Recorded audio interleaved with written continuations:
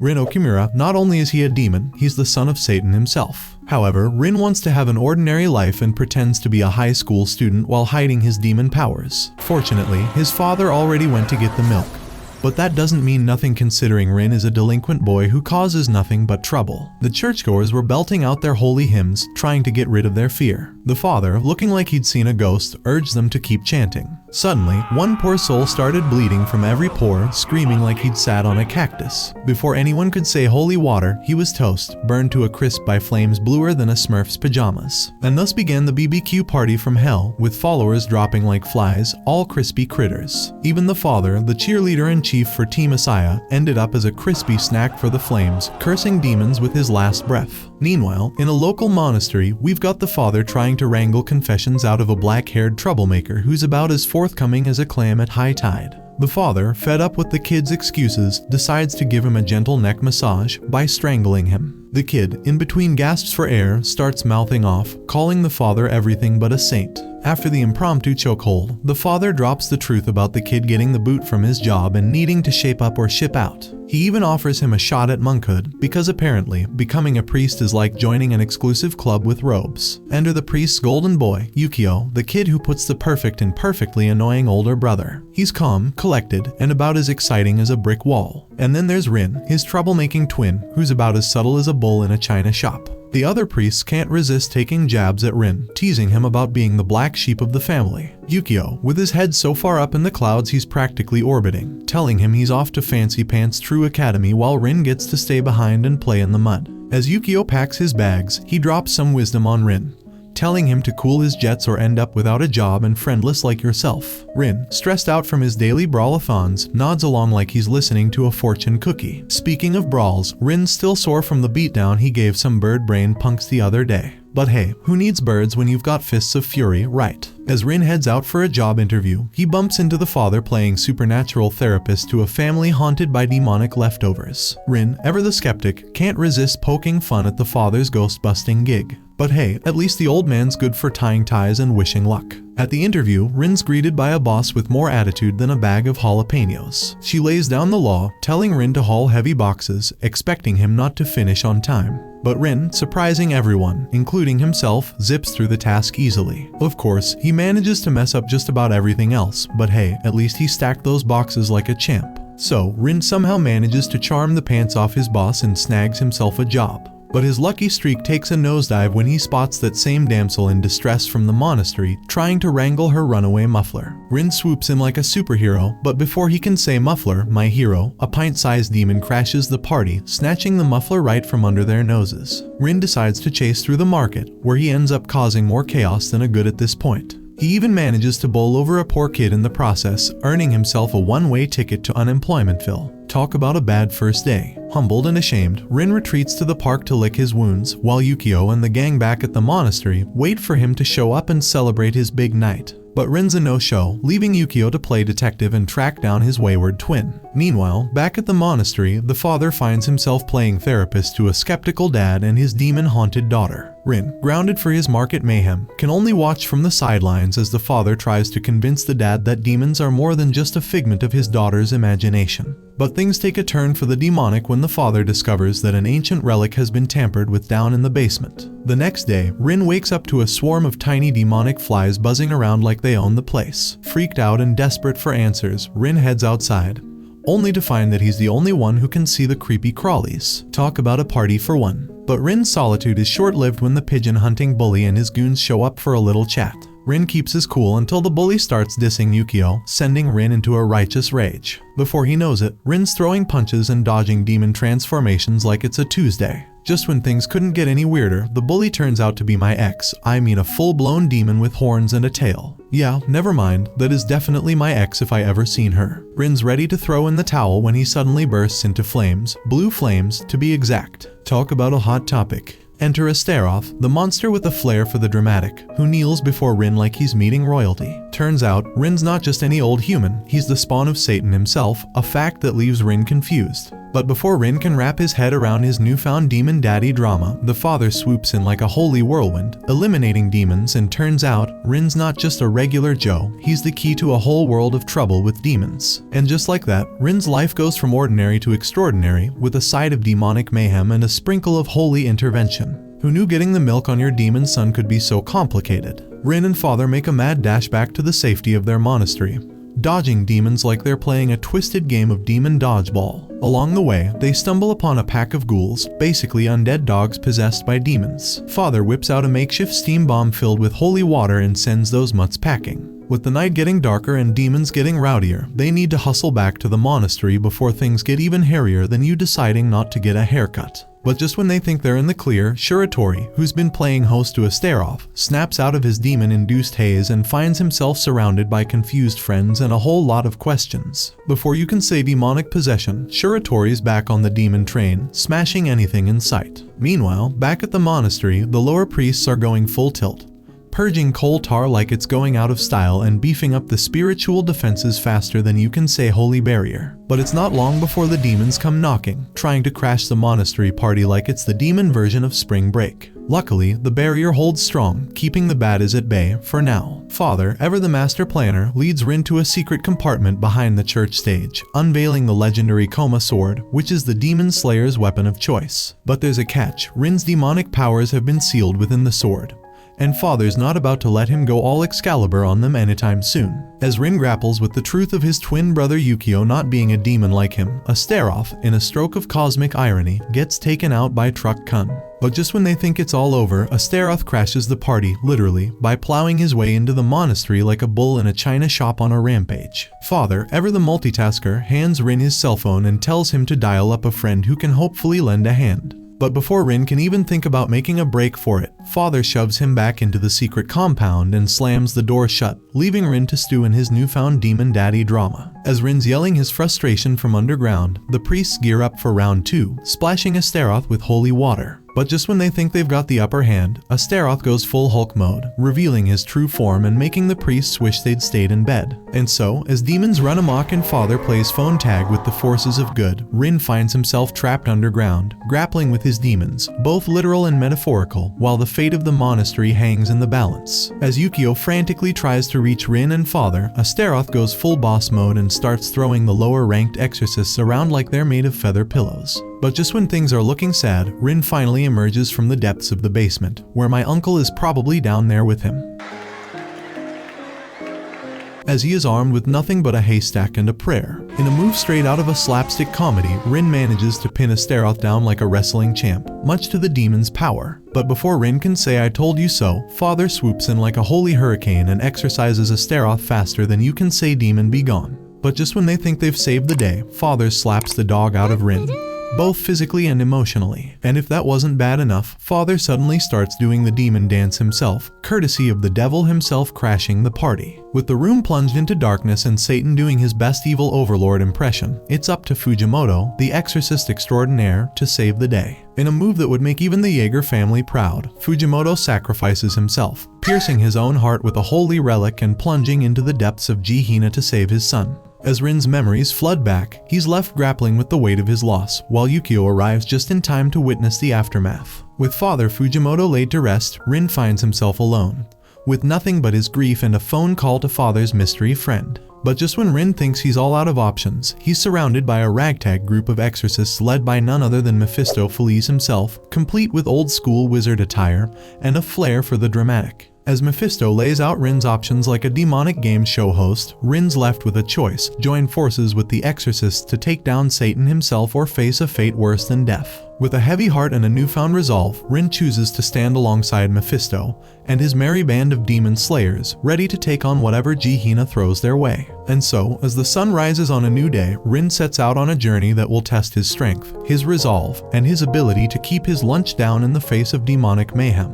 But hey, at least he's got a snazzy new job title, Exorcist Extraordinaire. As Rin bids farewell to the monastery that's been his home for the past 15 years, the only thing on his mind is Yukio's conspicuous silence. Seriously, it's like trying to have a conversation with a brick wall. Rin asks around for Yukio, but it's like trying to find a needle in a haystack, except the needle's wearing glasses and has a bad case of resting study face. Meanwhile, Yukio's off having a heartfelt moment at Father's grave, probably contemplating the mysteries of the universe or something equally dramatic. Back on the sidewalk, Rin's waiting for Mephisto like a kid waiting for Christmas morning, when suddenly a pink limo pulls up like something out of a princess fairy tale. And who should emerge but Mephisto himself, looking snazzier than a peacock in a tuxedo. Mephisto drops the truth that Rin's been admitted to True Cross Academy, and just like that, Rin's officially a student. But before Rin can wrap his head around his new academic status, Yukio shows up with a smile plastered on his face, thanking Mephisto like they're old chums. With a mix of confusion and relief, Rin finally asks Yukio where the heck he's been all morning. Turns out, Yukio's been off having a moment of existential crisis at Father's grave, because apparently, deep thoughts are the new black. As they cruise toward True Cross Academy, Rin can't shake the feeling that there's something off about Yukio's newfound serenity. But before he can delve deeper into Yukio's newfound zen, they arrive at the academy, and Rin's whisked away to change into his snazzy new uniform. But Rin's mind is still reeling from Yukio's silence, especially when he hears Yukio's name announced as the top scorer and first-year representative. Talk about a plot twist. As girls flock to Yukio like seagulls to a beach picnic, Rin's left feeling like a third wheel at a unicycle convention. But hey, at least he's got a front row seat to the Yukio fan club. As they tour the opulent halls of the academy, Rin can't help but feel like a fish out of water, or more like a demon in a sea of holy water. But just when he thinks things can't get any weirder, he stumbles upon a tiny dog that morphs into none other than Mephisto himself. Talk about a canine chameleon. Mephisto hands Rin a key to the cram school, where Rin will train to become a page, all while keeping his demonic lineage under wraps. But before Rin can wrap his head around his new secret identity, Mephisto jumps off a bridge like he's auditioning for a stunt double in an action movie. And just like that, Rin finds himself in cram school, surrounded by fellow Exorcist trainees, including some poor souls who have yet to receive their demon touch baptism. Rin, being the demon prince he is, skips that part like a boss. But just when Rin thinks things can't possibly get any weirder, in walks Yukio, the man of the hour, as their instructor for anti-demon pharmaceutics. Rin's emotions bubble over like a pot of ramen on high heat, and he can't help but start yelling at Yukio. As Yukio continues his impressive introduction,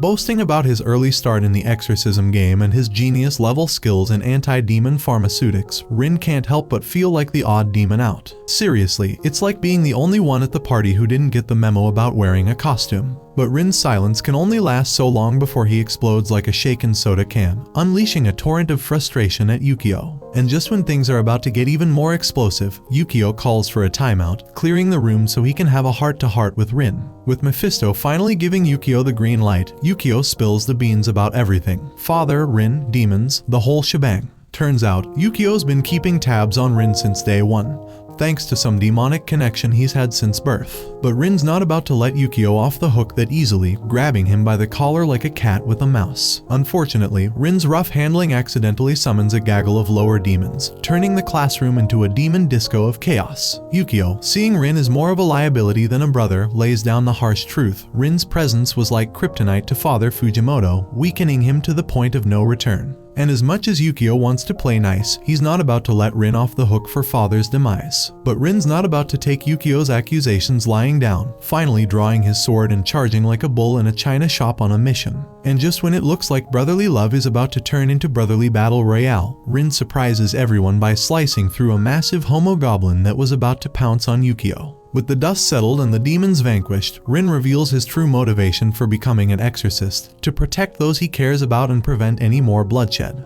And surprisingly, Yukio seems to share the same sentiment, finally understanding his brother's plight. With the class in shock and the room resembling a war zone, Yukio arranges for Rin to bunk with him under the guise of keeping an eye on him. But deep down, maybe, just maybe, there's a glimmer of brotherly understanding amidst the chaos. Rin's all teary-eyed after reading a particularly heart-wrenching manga, but before he can reach for another tissue, Yukio swoops in like a manga-stealing ninja, snatching the book away before Rin can turn it into a soggy mess. As Rin tries to wipe away his tears, Yukio casually asks if he's taken a look at the study material he handed over earlier. But when Rin flips through the books and realizes they're about as challenging as a game of tic-tac-toe, he can't help but wonder if Yukio thinks he's as sharp as a butter knife. Yukio, ever the pragmatist, explains that starting with the basics will help Rin get a handle on exorcism fundamentals. But Rin's not convinced, feeling more like a remedial student than a future demon slayer. But when Yukio mentions heading out for some practical exorcism work at the supply shop, Rin's suddenly wide awake and raring to go. However, Yukio lays down the law. Rin's only there to observe, no demon slaying heroics allowed. With a magical key in hand, courtesy of Yukio, Rin marvels at the supply shop's towering exterior, complete with enough traps and barriers to make Fort Knox jealous. But Rin, being the lucky devil he is, can breeze right through thanks to his trusty key. As they arrive at the Garden of Amahara, Yukio warns Rin to stay put while he handles the shopping. But when Rin spots the lush garden, he can't resist taking a closer look, much to the surprise of the garden's caretaker, Shimi. Shimi, the green-thumbed guardian of the garden, mistakes Rin for a demon and nearly has a meltdown before Rin convinces her otherwise. Turns out, Shimi's been tending to the garden in honor of her late grandmother, with whom she shared a special bond. But just as Rin and Shimi are getting acquainted, Yukio and the shop owner swoop in like demon-hunting superheroes, convinced that Shimi's been infected by some nefarious spirit. After some detective work, Yukio deduces that a demon is lurking in the garden.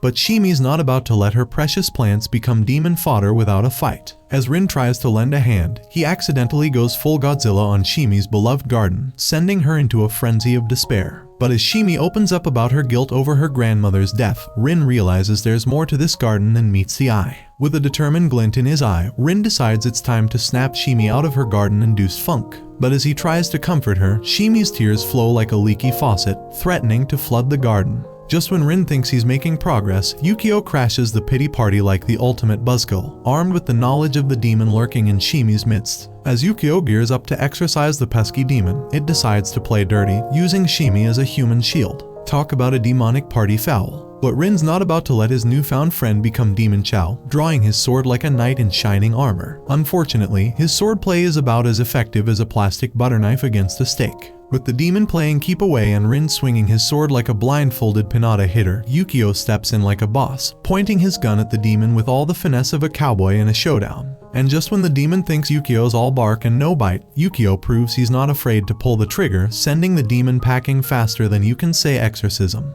Please. With Shimi safe in Yukio's arms and the demon banished to the demon doghouse, Rin finishes the job like a seasoned pro, sending the demon packing with a well-placed swing of his sword. As the roots binding Shimi's legs disappear like a bad dream, she's free to walk once more, much to her relief and her mother's delight. And just when Rin thinks the drama's over, Yukio pulls out a vitamin capsule and shoots Shimi like she's the star of a bizarre medical drama. But hey, at least it didn't hurt. The next day, Shimi joins Rin as his newest classmate, fueled by a crush on Yukio and a newfound desire to become the next big thing in exorcism. Because nothing says romance like battling demons and saving the world, right? In Rin's fantasy world, he's the hero of the hour, basking in the adoration of his classmates for his gallant demon-slaying exploits. But just as he's about to feast on imaginary sukiyaki, reality rudely interrupts in the form of the bald instructor, shattering Rin's dreams like a wrecking ball through a china shop. Suguru, the resident skeptic, scoffs at Rin's daydreams, convinced he's more of a liability than a hero. Meanwhile, Rin can't help but admire Suguru's cool demeanor and snazzy attire, itching for a chance to challenge him to a duel, while still lost in his reverie, of course. But Rin's habit of dozing off in class hits a nerve with Suguru, who's fed up with Rin's lackadaisical attitude. And when Yukio announces the quiz results, Shimi's bubble of optimism is burst like a balloon when she discovers she's flunked, thanks to some creative medicinal monikers. Rin's own score, a measly 2 out of 100, pales in comparison to Suguru's impressive 98, leaving Rin scratching his head in disbelief. But things go from bad to worse when Suguru and Rin's simmering animosity boils over into a heated confrontation, with Yukio playing referee. As Yukio explains Suguru's prestigious background and Rin's unique circumstances, it becomes clear that these two are like oil and water, destined to clash at every turn. But when demons rear their ugly heads in the next class, it's no longer a battle of wits but a fight for survival. Suguru's lightning-fast reflexes leave Rin in the dust.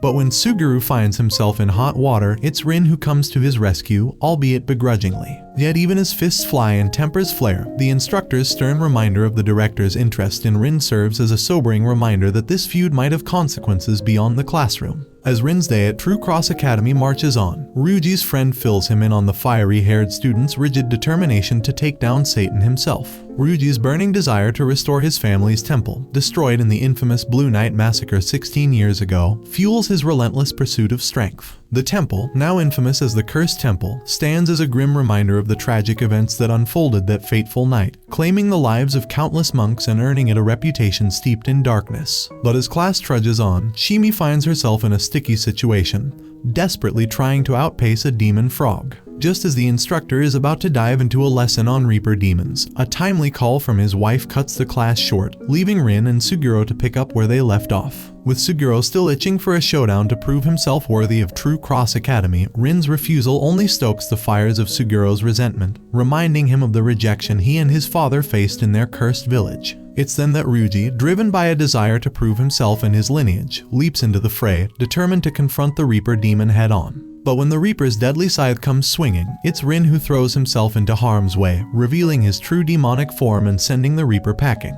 As Ryuji's reckless bravery earns him a scolding from Rin, the demon world is thrown into disarray by the news of Satan's offspring roaming Asaya. In the midst of the chaos, King Amemon, ruler of the earth, pays a visit to his brother Mephisto, seeking reassurance in the face of this newfound threat. With Jihina on edge and Rin's true identity exposed, Mephisto enlists Amemon's help in keeping the peace, banking on Rin's gradual growth and the stability he provides as the youngest brother under Mephisto's watchful eye. And so, as the gears of destiny continue to turn, Rin and his classmates find themselves caught in the fire of a battle that spans dimensions, with the fate of both worlds hanging in the balance. Amidst the hustle and bustle of school life, Rin finds himself in a familiar predicament, rushing to grab a quick bite before class. Spotting Yukio in the cafeteria, Rin can't help but vent his frustration at not being woken up earlier. Despite Yukio's attempts to rouse him from his slumber, Rin's stubborn sleepiness prevailed. In a hurried frenzy, Rin devours his food before darting off to class. Meanwhile, Yukio's quest for his favorite snack leads to a skirmish with Rin and Ryuji over the last piece. As the two boys tussle over the coveted item, Yukio finds himself accosted by a trio of admirers vying for his attention. Seizing the opportunity for escape, Yukio concocts a clever ruse involving lunch plans with his elder brother, leading Rin to the dining hall under false pretenses. However, Rin's excitement over the diverse array of cuisine quickly gives way to sticker shock when faced with the exorbitant prices. Determined to remedy the situation, Rin and Yukio appeal to Mephisto for a reduction in cafeteria costs, only to be met with a firm refusal. Undeterred, they pivot to the idea of receiving a monthly allowance instead, only to be left flabbergasted by the meager sum offered.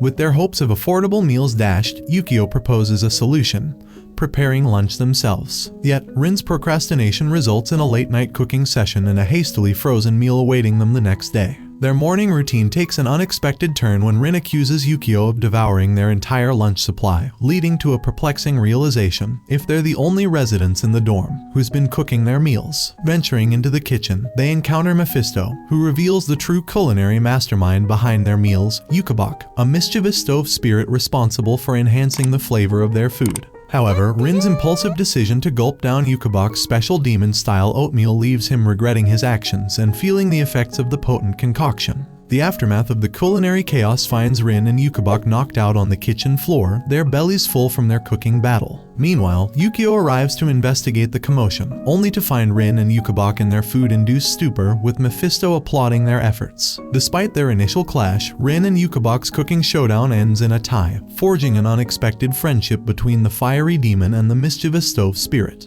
Together, they join forces to create the ultimate lunch, blending their unique culinary talents. The following day, when the three girls arrive hoping for another taste of Rin's cooking, their harsh comments leave Rin feeling dejected. However, Shimi's arrival with an order prepared by Yukio lifts his spirits. As Shimi enjoys Yukabok's food, jealousy flares among the girls, leading to a destructive rampage in the kitchen. Yukabok, enraged by the destruction of his culinary creations, decides to teach the girls a lesson, prompting Rin and Yukio to intervene. Rin, understanding Yukabok's sentiments, prevents further escalation, while Yukio is left to bear the consequences of eating too much food. With Yukio sidelined due to a stomach ache, Mephisto grants him 2 days of rest, while Rin prepares something special to cheer him up. As Shimi trudges her way to the academy, her mind drifts back to that cringeworthy moment when Rin disowned her as a friend in front of Ryuji and his posse, leaving poor Shimi emotionally bruised. Arriving at the cram school, she spots Kamiki and Paku, and in her haste to greet them, Shimi's feet betray her, leading to a graceful tumble in her flowing dress. Kamiki, with a smirk worthy of an award, decides to play the ultimate ignore game, while Paku, bless her soul, stays behind to check on Shimi's well-being. Suddenly, like a wild whirlwind of confusion, Rin pops up behind her, questioning her sudden gravitational attraction to the floor. Shimi brushes herself off and exits for class, silently vowing to rely less on Rin and forge her own friendships. In class, Yukio tells about the upcoming Exwire authorization exams, scheduled conveniently before summer break. Rin, clueless as ever, turns to Shimi for an Exorcism 101 crash course. She patiently explains that becoming an exorcist requires passing the Exwire exam, followed by specialized combat training. The impending week-long boot camp is designed to whip the candidates into shape for said exams. Yukio distributes the dreaded forms, leaving Rin scratching his head in confusion. Cue Ryuji's disbelief at Rin's lack of ambition. Shima and his trusty sidekick, offering Rin a lifeline by guiding him through the form-filling ordeal. Rin's cluelessness reaches new heights when it comes to selecting a title, but Bond swoops in, dubbing him knight for his sword-wielding heroics. Yukio, on the other hand, boasts the impressive titles of doctor and dragoon, leaving Shimi to marvel at her friend's camaraderie while silently vowing to stop playing second fiddle. Meanwhile, in another riveting class session, an instructor demonstrates the art of demon summoning. Cue the dramatic circle drawing with chalk and the strict warning against circle disruption, because, you know, magic. The ritual calls for the summoner's blood and a catchy invocation. Demon Neberus makes a grand entrance, setting the stage for the students to flex their summoning muscles. Kamiki kicks things off with some impressive fox spirits, leaving Shimi and the gang duly impressed. However, the rest of the class falls short, except for our heroine, who somehow manages to summon an adorable infant greenman. Shimi's triumphant moment is sealed as she successfully tames her leafy companion, proving once and for all that she's more than just a wallflower. As the class disperses, the instructor drops tells that tamers capable of befriending demons are as rare as a "spoting my dad who got the milk." Post-class, Shimi musters up the courage to extend an olive branch to Kamiki, hoping to forge a friendship. But Kamiki's commitment to the art of ignoring reaches Olympic levels until, finally, she explodes like a shaken soda can, accepting Shimi's offer amidst a flurry of exasperation. What follows is a bizarre twist as Kamiki morphs into a mini tyrant, appointing Shimi as her personal pack mule. Rin, perplexed by the sudden role reversal, watches in disbelief as Shimi's newfound friendship resembles more of a master-servant dynamic. Outside the dorms, Yukio administers a pop quiz, reminding everyone of the ungodly hour they must rise. Rin, in desperate need of a breather, steps out for some fresh air, while Yukio issues the pre-dawn wake-up call. Meanwhile, Kamiki, Paku, and Shimi head for a bath, only to be interrupted by Shima's sleazy proposition to peek at the bathing beauties. Ryuji swiftly shuts down Shima's lecherous fantasies, but not before Shima attempts to corrupt Yukio with his devious plan. As Shimi obediently follows Kamiki, she's unceremoniously halted at the bathhouse door, deemed unworthy to witness Kamiki's naked glory. Instead, she's tasked with fetching fruit milk, a far cry from the glamorous life of a friend.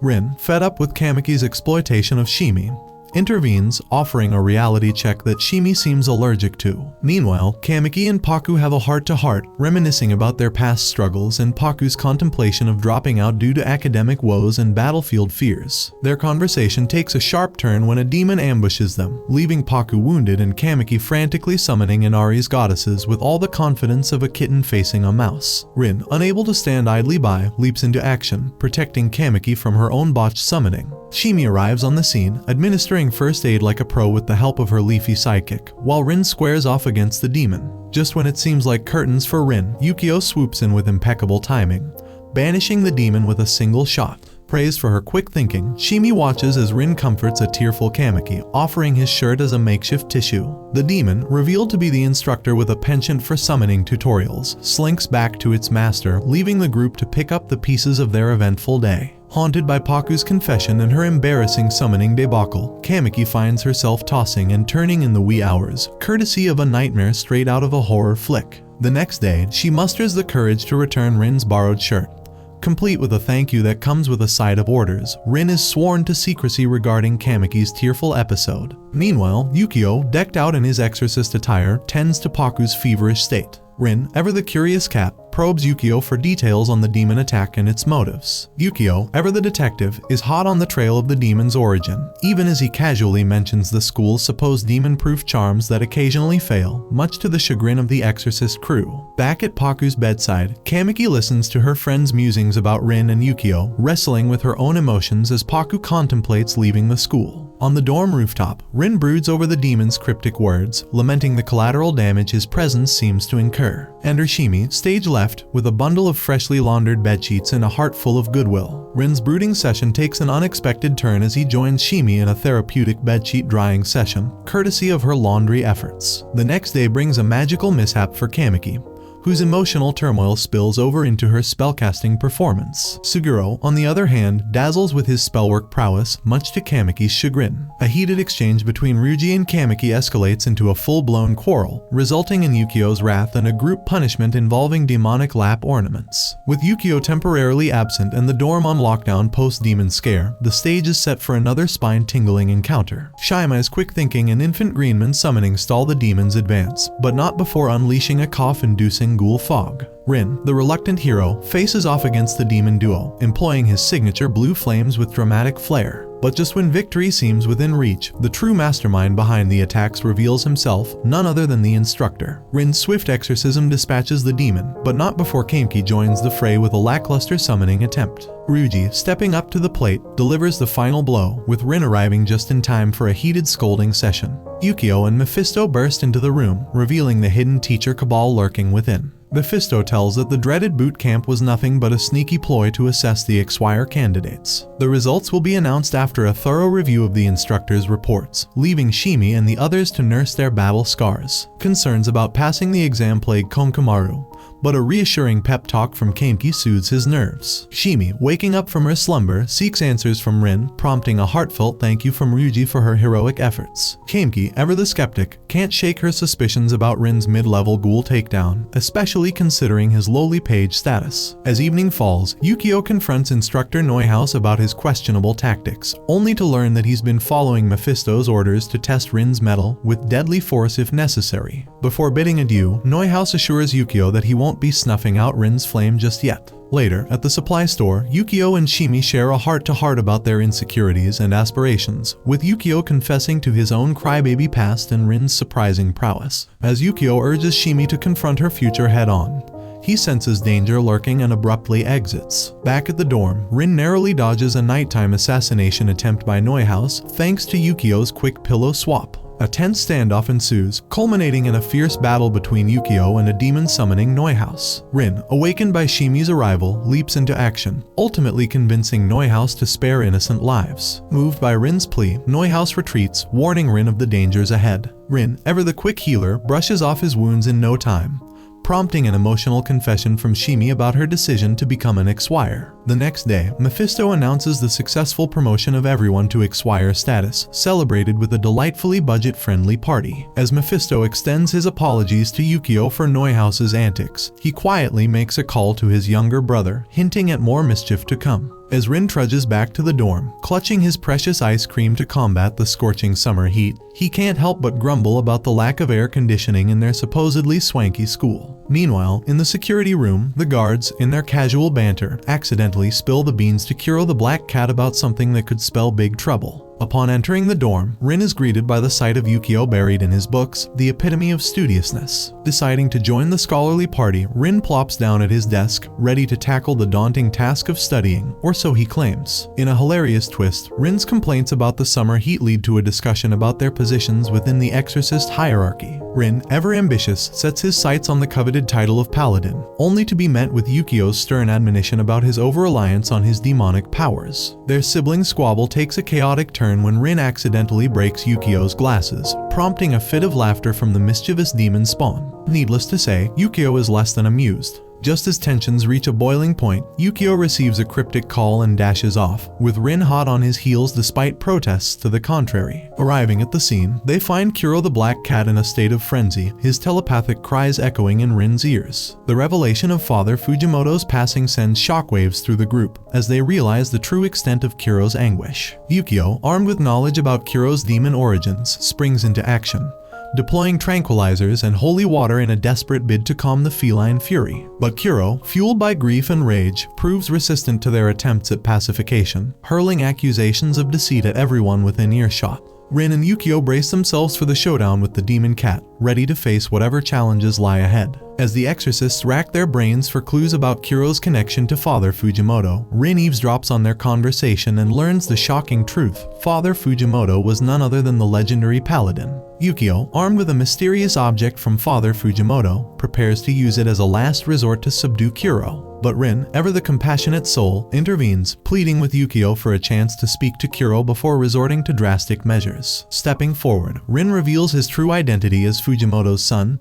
triggering a ferocious attack from Kuro. With lightning reflexes, Rin takes the blow, using his head to deflect Kuro's strike and subduing the demon in the process. As Rin reaches out to calm Kuro, Yukio is flooded with memories of Father Fujimoto, witnessing echoes of his mentor in Rin's actions. In a poignant moment, Kuro, overcome with grief, reverts to his original form, lamenting the loss of his beloved Shiro. Meanwhile, Mephisto and his younger brother observe the scene from afar, pondering Rin's potential as they discuss his abilities. In a heartwarming turn of events, Kuro becomes Rin's familiar thanks to Yukio's leniency, and in a surprising twist, the mysterious object in Yukio's possession turns out to be none other than silver vine sake, much to Kuro's delight. As Yukio pours out the sake for Kuro, the once furious demon transforms into a jubilant ball of fur, dancing with joy at the familiar scent. Rin and Yukio watch on, their bond with Kuro solidified by this unexpected turn of events, marking the beginning of a new chapter in their tumultuous journey as exorcists. Rin, Shima, and Kameki find themselves on a beachside mission with their instructor, but Shima's dreams of beachside bliss are dashed when they're put in charge of selling grilled squids instead of frolicking in the waves with bikini-clad babes. Rin takes charge of marketing the squids, but their sales pitch falls flat, leaving Shima sulking over missed swim opportunities. However, Kameki arrives on the scene sporting a swimsuit and an inflatable bed, ready for a seaside nap.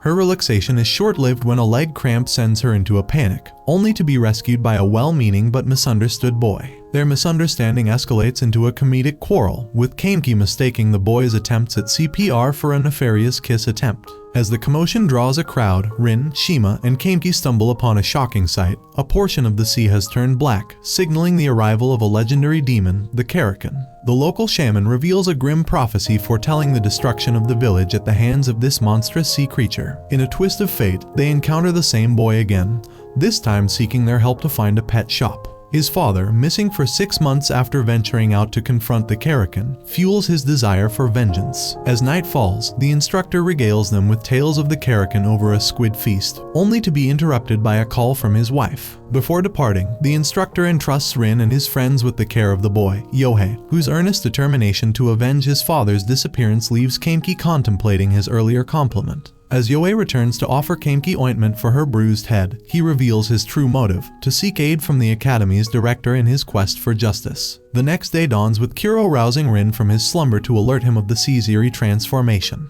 As they venture outside, Kameki finds herself playing babysitter to the headstrong Yohei, whose determination to face the Kraken knows no bounds. Despite Kameki's attempts to coax Yohei away from danger, the stubborn lad remains rooted to the spot, his eyes fixed on the looming threat. Suddenly, the Kraken emerges from the depths with a deafening roar, sending Rin and Shima scrambling for cover. In a comedic twist, Kuro leaps into action, only to be thwarted by the unexpected perils of raw squid consumption. Undeterred, Kameki attempts to summon her Inari goddesses, but her efforts are foiled by the fading magic circle. As the Kraken bears down on them, Yohei takes matters into his own hands, launching a reckless assault from his boat with sniper arrows. Rin leaps into action to save the impetuous youth, but Yohei remains undaunted, plunging into the fray headfirst. Just when all seems lost, Yohei's father appears on a makeshift survival boat, revealing that the Kraken guided him safely back to the village. With the threat neutralized, the group breathes a collective sigh of relief. As night falls and peace is restored, the instructor dispels any lingering fears by assuring the students that the Kraken poses no danger. Yohei rejoices in his father's return, while Rin and his friends prepare to return to the academy. Before parting ways, Yohei presents them with a parting gift, his faithful canine companion. In a surprising turn of events, Yohei cheekily compares his dog's eyebrows to Kameki's, leaving her stunned and speechless. With laughter echoing in the air, Rin and his friends bid farewell to Yohei and his furry friend, their adventure at an end but their bonds strengthened by the trials they've overcome. Mephisto perused Amiamon's collection of Japanese cultural treasures, marveling at Japan's rich diversity despite its petite stature. Suddenly, his eyes landed on a yukata adorned with the infamous Honey Honey sisters, and he snatched it faster than a ninja on caffeine. Donning the yukata and a comically long-nosed mask, Mephisto indulged in his samurai daydreams. As Mephisto drifted into his fantasy, Amaimon broke the reverie with a curious inquiry about Rin. With a mischievous twinkle in his eye, Mephisto pondered if Amaimon was ready to tango with Rin. Meanwhile, Rin and his crew were tasked with evicting a pesky ghost at Mephi Land, Mephisto's amusement park. Their mission took an unexpected turn when Shimi and Kameki strolled in fashionably late, leaving the boys gobsmacked. Yukio assembled teams to tackle the ghostly nuisance, pairing Rin with Shimi. As they scoured the park, Rin found himself stealing glances at Shimi's skirt, while Shimi, a first-timer at an amusement park, was living her dream. Suddenly, a ride sprang to life, adding a dash of spooky chaos to their adventure. Finally encountering the ghost, Rin watched in disbelief as the spectral troublemaker buried his head between Shimi's ample melons, pouring out his tragic tale. Attempting to comfort the ghost, Shimi found herself squeezed tight before the ghost vanished into thin air. Outraged, Rin bellowed at the ghost, feeling cheated out of his own melon-squeezing session. As Shimi chased after the ghost, Rin attempted to report their findings to Yukio, only to have Amaimon snatch the Koma sword from him. Amaimon, intrigued by the sword's power, began toying with it, igniting blue flames. Sensing a disturbance, Takegawa abandoned his video games and ventured forth, leaving Suguro in the digital dust. In a showdown with Amaimon, Rin found himself outmatched, and the amusement park erupted into a whirlwind of chaos as the rides went haywire. Amaimon effortlessly knocked Rin to the ground and delivered a pummeling, pondering his family's inexplicable fixation on Rin. In a last-ditch effort, Rin unleashed his blue flames, clearing a path to rescue Shimi as the park trembled. Just as Amaimon prepared to deliver the final blow, Takegawa leaped into action, conjuring a sword from his chest. Defeated, Amaimon beat a hasty retreat, returning the Koma sword to Rin. Fuming over his defeat, Rin faced Yukio and Shimi's inquiries, only to be joined by the unexpected arrival of Yamada, who berated Yukio for his laziness. With a dramatic flourish, Yamada unveiled her assets, clad in a minuscule bra, and introduced herself as Senior Exorcist First Class Shura Kirigakure. At Mephi Land, Shura makes her grand entrance, introducing herself to both students and instructors alike. She's got that confident swagger, you know. She casually drops the bomb on instructor Korai and Yukio that she's whisking Rin off to the Japan branch. But hold your horses, she's got some serious questions for the big boss, Preceptor Mephisto. Meanwhile, jealousy is brewing in the air as Shima and Ryuji shoot daggers with their eyes when they catch sight of Shura hauling Rin around like a sack of potatoes. Yukio plays the good guy and opens the gate to the Japan branch base, while Shura practically drags Rin kicking and screaming through the door. Now, let's talk history. These guys have been in the monster-busting game for over 2,000 years. Just when things are getting interesting, in walks Mephisto, cool as a cucumber, to greet Shura. Shura's not buying what Mephisto's selling though. She's got burning questions and she's not afraid to ask them. Why hide the son of Satan? Mephisto's all smooth talk, saying it's for the greater good of the True Cross Knights to turn Rin into their ultimate weapon. Shura's not convinced and demands to know why Mephisto kept this secret from the Vatican. Mephisto tells that he wanted to make Rin impressive to the bigwigs at the Order of Gregory. But wait, there's more. Shura's not done grilling Mephisto. Was Fujimoto in on this scheme too? Mephisto's quick to deny it, saying Fujimoto just wanted to raise Rin until those blue flames appeared. Shura's not buying it and insists on dragging Rin into the interrogation room. Inside, Rin starts getting curious about dear old dad. Shura drops the truth that she was Fujimoto's disciple and had her own demon days long before Rin and Yukio came along. But hey, no time for reminiscing, it's sword-snatching time. Shura's out to teach Rin a lesson, but guess what? Rin's got some serious skills, even without his trusty Kirikara. Shura reminisces about Fujimoto's dying wish for her to train Rin. But hey, orders are orders, right? She whips out her sword, ready to do what she was told by the bigwigs back at Vatican HQ, eliminate the son of Satan. Rin's not about to go down without a fight though. He dodges, he weaves, but Shura's like a force of nature. She kicks him down, but Rin's not giving up. He's got dreams of becoming a paladin and giving Satan a beatdown, which somehow manages to crack a smile from Shura amidst all the chaos. So, Shura's had a lightbulb moment. She's figured out why Fujimoto handed Rin over to her. Turns out, Rin's a riot. She can't help but find him entertaining. So, she decides to do a solid and lets Yukio patch Rin up in the Great Cell. But wait, she's not handing over that Kamo sword just yet. Nope, Rin's gotta prove he's worthy first. Gotta keep the demon protection on lock, you know. But Shura's not just gonna sit back and relax. Oh no, she's got her eye on Rin, and she's not afraid to ask Mephisto for a little favor. She wants a position at the academy to keep tabs on her favorite troublemaker. Oh, and she throws a little reminder at Mephisto about the whole demon thing. No hard feelings, right? But just as Shura's making her grand exit, who should show up but Amemon himself. Mephisto's trying to keep his cool, but inside, he's probably brewing up a storm. There's gonna be some serious talk about this little surprise visit later. Now, let's dive into Rin's past. This kid was a handful, always causing chaos at school.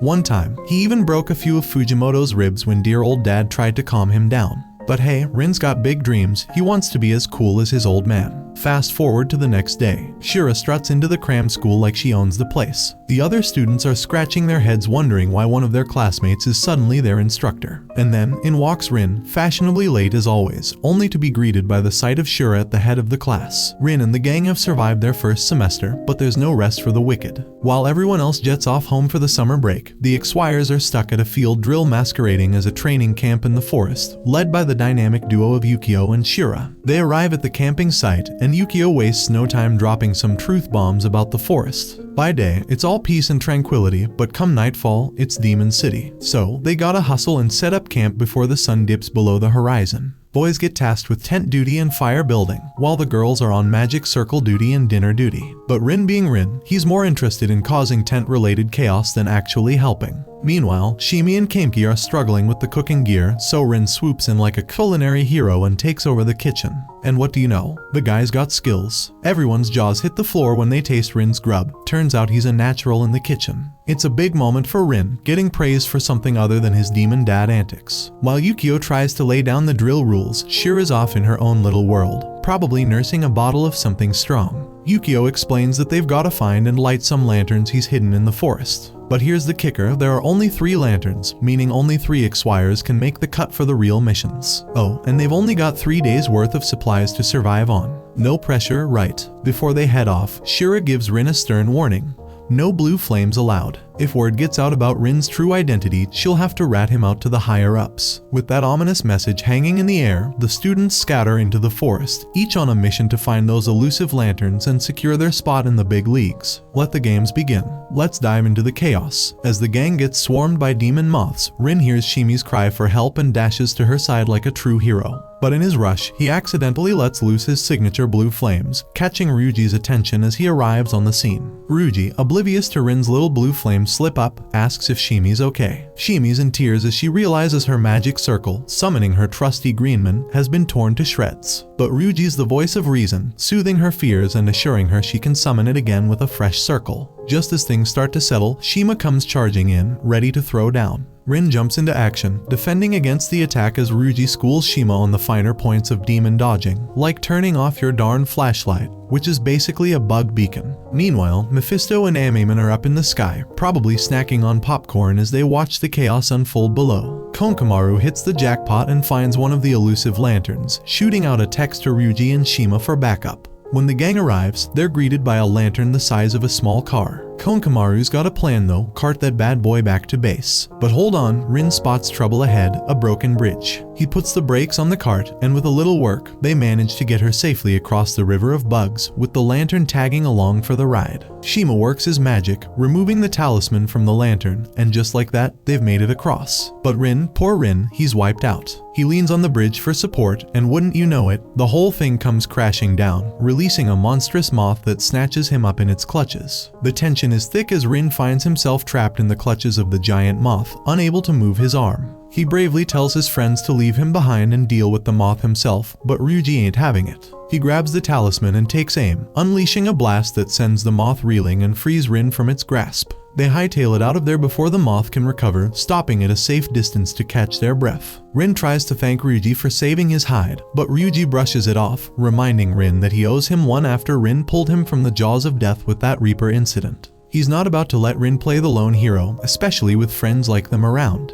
But Rin's got bigger worries on his mind. He's terrified of his true identity being exposed to his friends. Back at base camp, they find Keimki and Takara have already returned with 2 more peg lanterns. But just when they think they're in the clear, Amemon crashes the party with his pet demon, Badmoth. Shira's ready though, activating those demon warding circles like a boss and tossing those demons aside. Mephisto's probably kicking back somewhere, enjoying the show. But Mephisto's not all fun and games. He warns Amemon to cool it with the casualties. With the drill officially over, Shira shifts gears, ordering the students to prepare for Amemon's impending attack. She gathers everyone around, dousing them in holy water for protection, everyone except Rin, that is. Shura spins a little white lie about Rin being allergic to the stuff. Meanwhile, Yukio's off on his own, fending off the moths with holy water bombs like a pro. Just when things couldn't get any crazier, the giant moth makes a dramatic return, staring Yukio down. Shura wastes no time, handing Rin his trusty Koma sword and ordering him to hightail it out of there if Amaemon breaks through their defenses. It's a showdown of epic proportions, and Rin's right in the thick of it. Let's see if he can keep that demon dad's secret under wraps while battling monsters with his buddies by his side.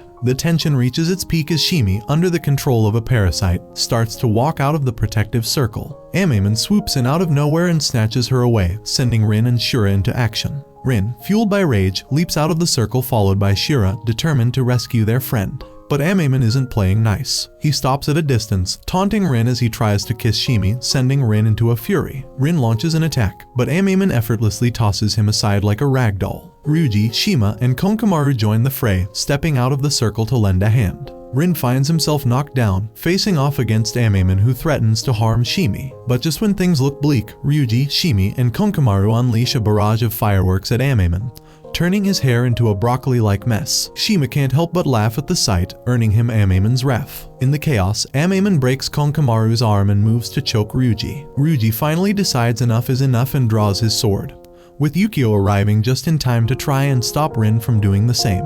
But it's too late. Rin's already locked in combat with Amaemon, their clash echoing through the forest. As Mephisto watches from above, Rin starts to gain the upper hand, pushing Amaemon to his limits. But just when it seems victory is within reach, Mephisto intervenes, attempting to send Amaemon back to Gehenna using a clock. Rin, unwilling to let Amaemon escape, slices the clock in two, his blue flames raging out of control. The Koma sword, already on the brink of breaking, trembles in Rin's grasp as he becomes consumed by his demonic power. It's a battle of wills, with the fate of Shimi and the X-Wires hanging in the balance. As the dust settles, Mephisto, ever the master manipulator, praises Rin for displaying even greater power than he had anticipated. Rin, still reeling from his outburst, attempts to attack Mephisto, but the demon effortlessly dodges his blows, unfazed. Meanwhile, Amaemon is making a break for it, while Yukio and Shura usher the students to safety. Rin finds himself thrown towards Yukio and Shura, and as Shimi catches sight of him, she rushes forward and embraces him, calming him down at last.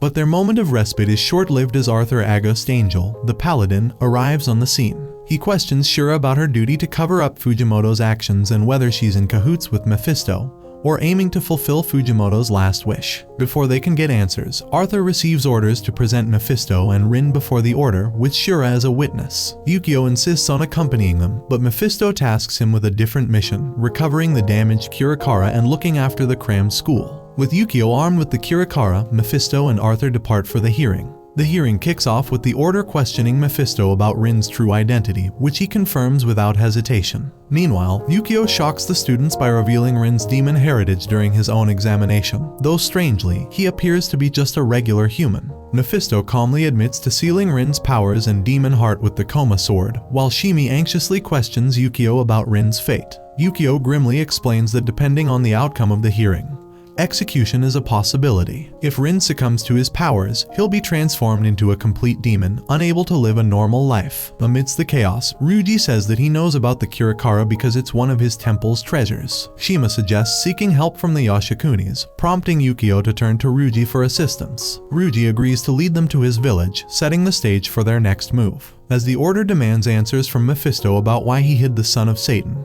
he reveals his sinister plan to turn Rin into a powerful weapon against Satan himself. The revelation sends shockwaves through the room. As Ryuji leads Yukio and the others to the Yashikuni swordsmith, he knows tensions are high. The order seems to trust Mephisto's word due to his long history of cooperation, but Yukio and his comrades aren't convinced. The lady swordsmith examines the damaged Kirakara and delivers a grim verdict. She can't fix it due to a missing ingredient obtained through a long-lost ritual. But Ryuji, ever resourceful, proposes a solution. He offers to retrieve the iron sand needed for the ritual in exchange for her crafting a new sword. During the Blue Night, a tower at Ryuji's sister's temple, dating back to its construction, is engulfed in flames. These ancient structures were built with massive nails forged by the Yoshikunis, potentially containing the iron sand they need. Ryuji wastes no time, leading Yukio and the others to the temple where the nails are kept. However, their mission takes an unexpected turn when they encounter possessed idols within the temple. The demons within the idols try to sway them from their mission, tempting them to abandon Rin to save the world. But Yukio and Ryuji aren't easily swayed. With determination, they manage to exorcise the demons from the idols. The temple guardian hands over 2 nails to Ryuji, but their respite is short-lived as the ground begins to shake. Amemon emerges from the depths of the temple basement, ready to finish the fight with Rin once and for all. The Order tasks Arthur with handling Amemon, while Mephisto sees an opportunity to showcase Rin's power by pitting him against Amemon. As the battle rages on, the Yoshikuni swordsmith begins the delicate process of mending the Kirakara, a glimmer of hope in the midst of chaos. As chaos ensues within the Order of the True Cross, they realize the gravity of Rin's awakening and the imminent threat of Amemon's attack. They turn to Mephisto for a solution, but he calmly reminds them that he's currently just a defendant. However, he suggests that they authorize him to release Rin and utilize him as a weapon to protect the Vatican. With the Order finally giving the orders Mephisto has requested, the stage is set for a showdown. Amemon, having defeated Arthur, Shura, and other exorcists, makes his way to the hearing room in the form of an earth golem. But a barrier prevents him from reaching Rin, prompting him to break through the ground to remove the barrier. Meanwhile, Ryuji arrives at the hall with the Kirakara, which reacts with Rin's presence, finally making its way back to its rightful owner after being tossed around. As the Kirakara pulses with energy, Rin unconsciously stands on his feet, the blue flames of his power beginning to manifest. With a single shot, Rin exorcises Amemon, stunning everyone present. However, Arthur, arriving on the scene, nearly strikes Rin down with his sword before being stopped by the Order and Grigori, who allow Mephisto to utilize Rin as a weapon against Satan. The next day, Mephisto calls an emergency meeting of instructors to inform them of Rin's status as the son of Satan and his training at the academy. While the teachers express concern, Mephisto assures them that Rin can be exterminated if he ever becomes a threat. Rin is to undergo rigorous training and 24-hour surveillance by Yukio and Shura. Despite these heavy revelations, Rin arrives late at school to find his friends catching coal tar. Except for Shimi, who remains indifferent, his friends greet him with mixed emotions. Konkamaru's fear angers Rin, highlighting the challenges ahead as Rin grapples with his identity and relationships with those around him. As Rin's emotions boil over, he punches the wall, unwittingly releasing a torrent of coal tar that engulfs Shimi. In a frantic effort to save her, Rin envelops Shimi in his blue flames, but to everyone's surprise, they don't burn her. Before Rin can fully process the situation, Ryuji intervenes, rebuking him for his demonic heritage and the devastation caused to Konkamaru's and Shima's families by his father. Yukio arrives and whisks Rin away for special classes, signaling the start of Rin's intense training for the upcoming Exorcist exam. Shima joins Rin in the training room in Kamino, tasking him with lighting candles using his blue flames. It's a grueling process aimed at helping Rin gain control over his powers. Meanwhile, Yukio and Shura engage in extreme training, with Yukio finally reaching his breaking point after Shura's constant taunts. He challenges her to a duel, vowing to stop her from calling him a chicken if he wins. Rin watches in awe as the two instructors push themselves to their limits. However, Rin's own training hits a snag when his frustration boils over, causing him to unleash his blue flames uncontrollably. The flames burn through Shura and Yukio's clothes, revealing their bodies underneath. At night, Konkamaru finds himself on the terrace, contemplating the danger Rin poses. Suddenly, he hears a demonic presence attempting to possess him. Meanwhile, as Rin continues his training, he encounters Kamiki, who suggests that his fear of his own blue flames might be hindering his control. Their conversation is interrupted by an attack from a hawk-like demon, prompting Rin and Kamiki to prepare for battle against this unexpected threat. As Rin attempts to confront the demon with his sword, the creature places its claw on the Kirakara, threatening its integrity. Just in the nick of time, Yukio arrives and fires at the demon, driving it out of the building. With the immediate threat neutralized, Rin and Kamiki set about cleaning up the mess left by the demon's intrusion. Their task is interrupted by the arrival of Ryuji, Shima, and Shimi, who urge Kamiki and Rin to check their phones. Mephisto has issued an emergency summon, calling all exorcists in the region to action. Yukio explains that the demon, identified as Gufu, infiltrated the academy despite the protective barrier maintained by Mephisto, indicating either a breach in the barrier or potential betrayal from within. Mephisto orders investigators to track down Gufu and tasks the X-Wires with investigating the integrity of the barrier. Although Rin is eager to join the investigation, Yukio advises him to focus on his training for the time being. Meanwhile, Shima expresses concern about Konkamaru potentially leaving the cram school after the recent events. However, Ryuji remains steadfast in his belief in Konkamaru's resolve, knowing that Konkamaru has sworn to avenge his parents' deaths. Gufu leaves Konkamaru on the dorm roof, where he is discovered and shot by Yukio. Blaming Konkamaru for his own injury due to a lack of trust, Gufu plants seeds of hatred in Konkamaru's heart toward Rin, intending to manipulate him further. As tensions escalate, Yukio becomes increasingly furious with Rin's lack of seriousness, but he suddenly feels a sharp pain and leaves the room. Rin attempts to join the investigation, but Konkamaru enters the room, unknowingly bringing Gufu with him. Ryuji and Shima rush to Yukio's aid upon hearing a scream, only to find Konkamaru fleeing from Rin, who has transformed into his demon form. Ryuji and Yukio work together to subdue Rin, with Ryuji pinning down Konkamaru to protect him from Rin's unleashed blue flames. Yukio, struggling to contain his own anger, pins Rin to the wall, attempting to calm him down amidst the chaos. Ryuji arrives and delivers a punch to Rin's face, prompting Rin to leave the scene. Meanwhile, Shura and the others are investigating a suspicious van that transports them to another country. Upon arrival, Shura discovers a destroyed laboratory, hinting at dark secrets. Back at the academy, Konkamaru wakes up to find Ryuji by his bedside. He confides in Ryuji about his fear of Rin's existence. But to Ryuji, Rin is simply a powerful individual with questionable intelligence. As Ryuji leaves, Gufu takes over Konkamaru's body, leading Ryuji to urgently contact Yukio. Meanwhile, Rin lies on the roof, unaware of the impending danger. When Gufu-possessed Konkamaru attacks Rin, Shima, Ryuji, and Yukio rush to the scene. Rin finds himself overwhelmed by Konkamaru's assault until Ryuji's fervent pleas snap Konkamaru back to consciousness. In a desperate bid to save his friend, Rin unleashes his blue flames and implores Konkamaru to believe in him. Through Rin's determination, Konkamaru is freed from Gufu's possession, and the demon is exorcised. Overwhelmed with guilt, Konkamaru apologizes to Rin, tears streaming down his face. Yukio reports the incident to Mephisto, who learns about the breach in the barrier, and the discovery of a mysterious lab. Konkamaru, grappling with his emotions, decides to leave the cram school but encounters Rin at the bus stop.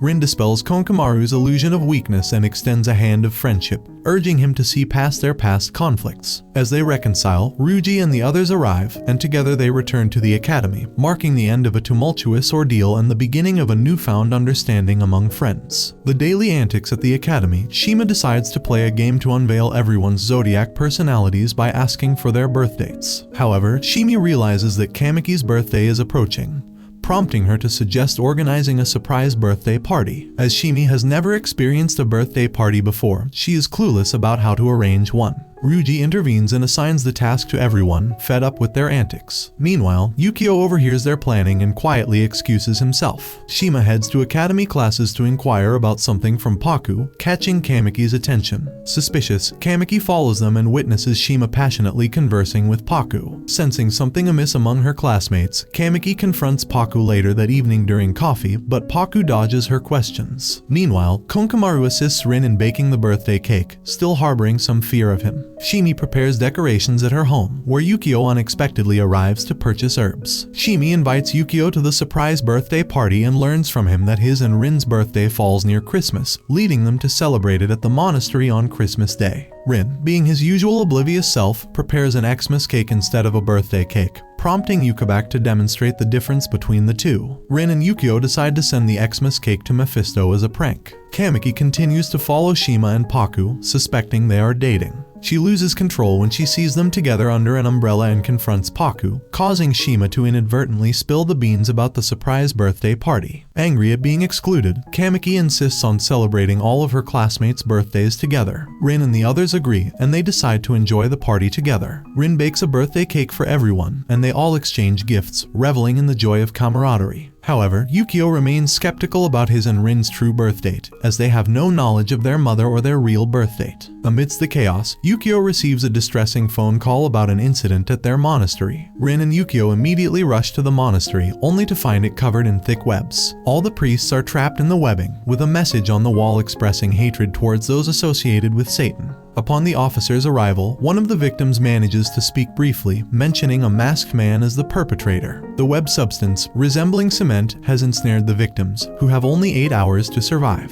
Despite Yukio's attempts to stop him, Rin rushes into the fray and confronts the masked man. However, the masked man seals Rin's coma sword, intent on making him suffer before abruptly departing when Yukio and Shura arrive. Yukio pursues the masked man to the clock tower where he encounters instructor Neuhaus. Despite Yukio's accusations, Neuhaus denies any involvement. The situation escalates when the clock tower begins to shake, leading Yukio and Shura to suspect a connection between the artificial life lab and Neuhaus. Rin, determined to help, is tranquilized by Yukio to prevent him from recklessly endangering himself. Meanwhile, Yukio tracks down Neuhaus, but the instructor manages to evade capture after injuring an exorcist. As Rin awakens and insists on leaving, Shura intervenes, offering to release him only if he learns to control his flames. Suddenly, Instructor Tsubaki informs them that the masked man has taken hostages at the dorm, where Konkamaru, Shima, and Ryuji are bound by the webbing. The situation grows increasingly dire as Rin, Yukio, and Shura brace themselves for the impending confrontation.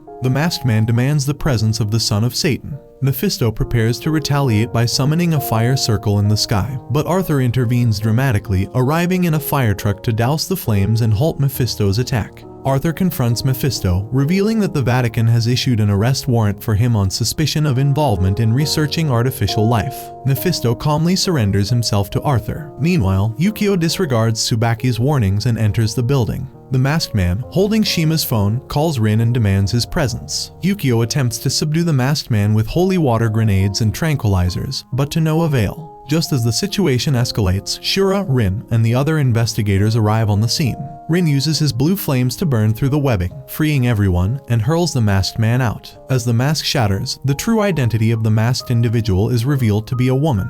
Before Shura can apprehend her, Neuhaus intervenes, allowing his wife to escape. The exorcists manage to capture Neuhaus, but the woman slips away. Suddenly, a senior officer escorts Yukio to meet someone. Yukio is taken to a running train, where he encounters a masked man named Ernst Frederick Egen, who claims to be Yukio and Rin's grandfather. The revelation sends shockwaves through Yukio. Neuhaus' better half, Mikkel, who's been doing her best to dodge those persistent exorcists, suddenly keels over in Shimi's garden. Shimi attempts to lend a hand, but Mikkel proves too much for her delicate frame. Just when things seem dire, out pops those adorable little green infant sidekicks of Shimi's to lend a hand, or a leaf, rather. Meanwhile, Ernest tells Yukio, whipping out a photo of their dear all-mum, Yuri. Turns out, Ernest decided to take Rin and Yukio under his wing now that Mephisto's and the Slammer and Fujimoto's shuffled off this mortal coil. And why was Ernest stuck in the clink for so long? Well, seems he lost everything in that infamous Blue Night fiasco. Talk about a rough go of it. But wait, there's more drama. Ernest reveals that the same folks who snuffed out Yuri are the ones who threw him behind bars. Talk about holding a grudge. Now that the dust has settled a bit, Ernest figures it's high time to make his grand reappearance, especially since the Grigori gang's been dealt with. Yukio's all ears, but when he brings up Rin joining the party,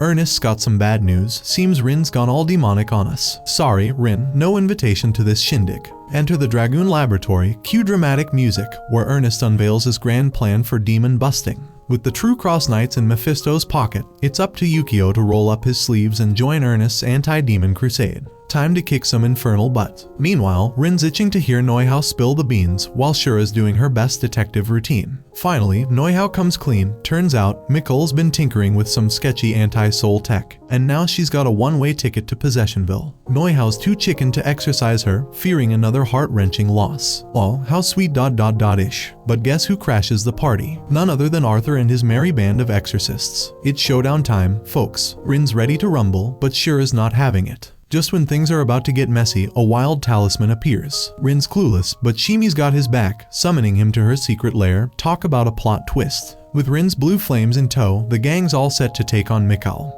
who's gone full demon mode. Rin's ready to throw down, but Shimi's playing the peacemaker. After a tense standoff, Rin hightails it outside to call in backup, only to stumble upon Arthur and his goons about to rain holy hell down on Mikkel. But fear not, Neuhaus leaps into action, Rin joins the fray, and chaos ensues. Just when it looks like curtains for Mikkel, she pulls a heroic stunt, taking one for the team. With Arthur on the ropes, an unexpected summons sends him packing, and Ernest swoops in to save the day, ousting the Grigori and declaring himself the new pope. Yukio rolled out of bed way past his usual wake-up call, only to realize that his brother Rin hadn't made it home the night before. Talk about a rough start to the day. Meanwhile, Rin strolled onto campus only to be greeted by locked gates and a closed sign.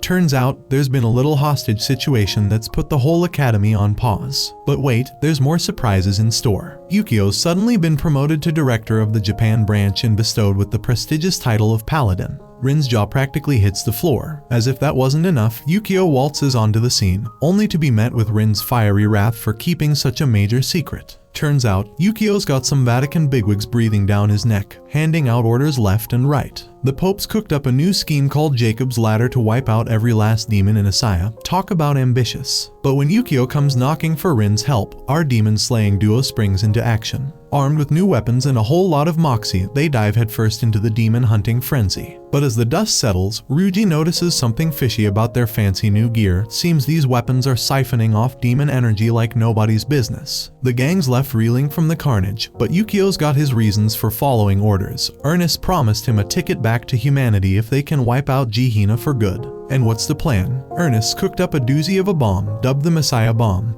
designed to blow Jihina sky high and take Rin's demonic powers with it.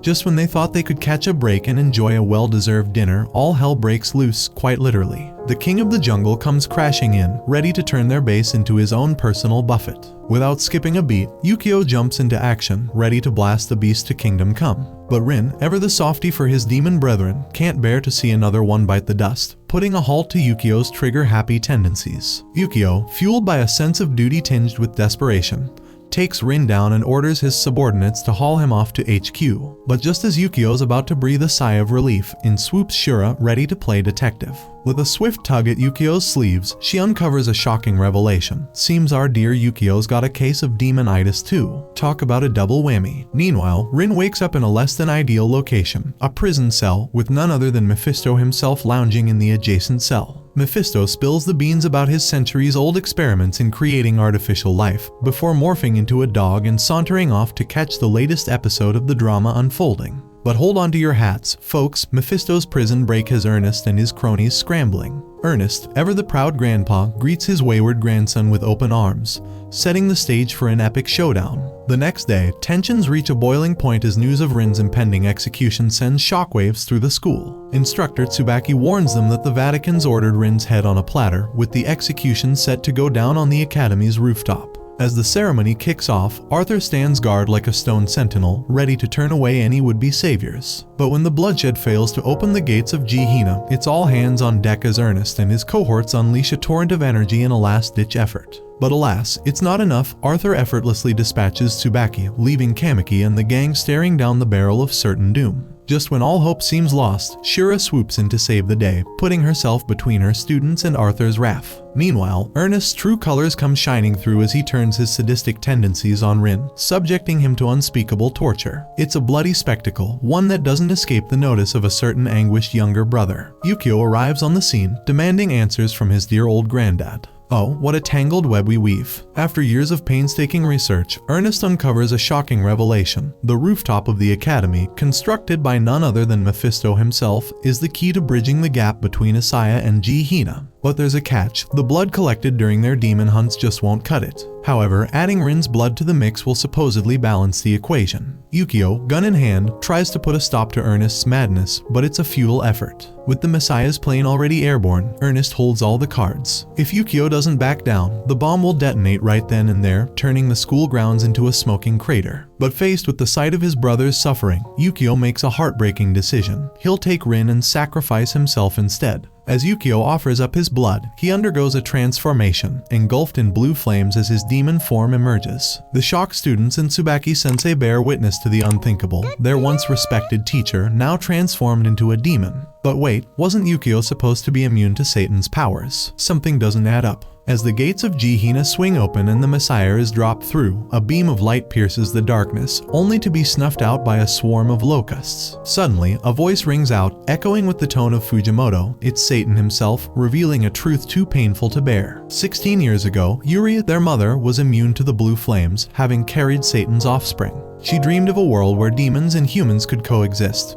But her love for Satan and her unborn children sealed her fate. Fujimoto was imprisoned for his forbidden love, while Ernest pushed for Yuri to terminate the demonic spawn. However, Yuri gave birth to twins before her untimely demise, and Fujimoto, unable to carry out Ernest's orders, raised them as his own. Mephisto, ever the puppeteer, placed a cruel bet: if the twins turned demon, he'd claim their lives. Their powers were sealed in the Koma sword, and a false report painted Fujimoto as a hero. Yukio's rage boils over as Ernest confirms the truth, but before they can process it all, Satan seizes control of Yukio's body, plunging them into darkness once more. Arthur surprises everyone by joining forces with Shura, forming an unlikely alliance in the face of the demonic threat. Rin's world is rocked to its core as he witnesses his beloved brother Yukio succumb to Satan's possession. It seems Satan's been biding his time, waiting for Rin and Yukio to come of age, knowing they carry his blood within them. Rin, fueled by a mix of fear and determination, charges at Satan, only to be effortlessly swatted away like a pesky fly. Satan reveals his grand plan to merge Jihina and Asaya, fulfilling Yuri's dream of coexistence. But before he can finish Rin off, Ryuji steps in with a defiant shout, risking life and limb to protect his friends. Tsubaki, ever the selfless hero, takes the brunt of Satan's wrath, sacrificing himself to save his comrades.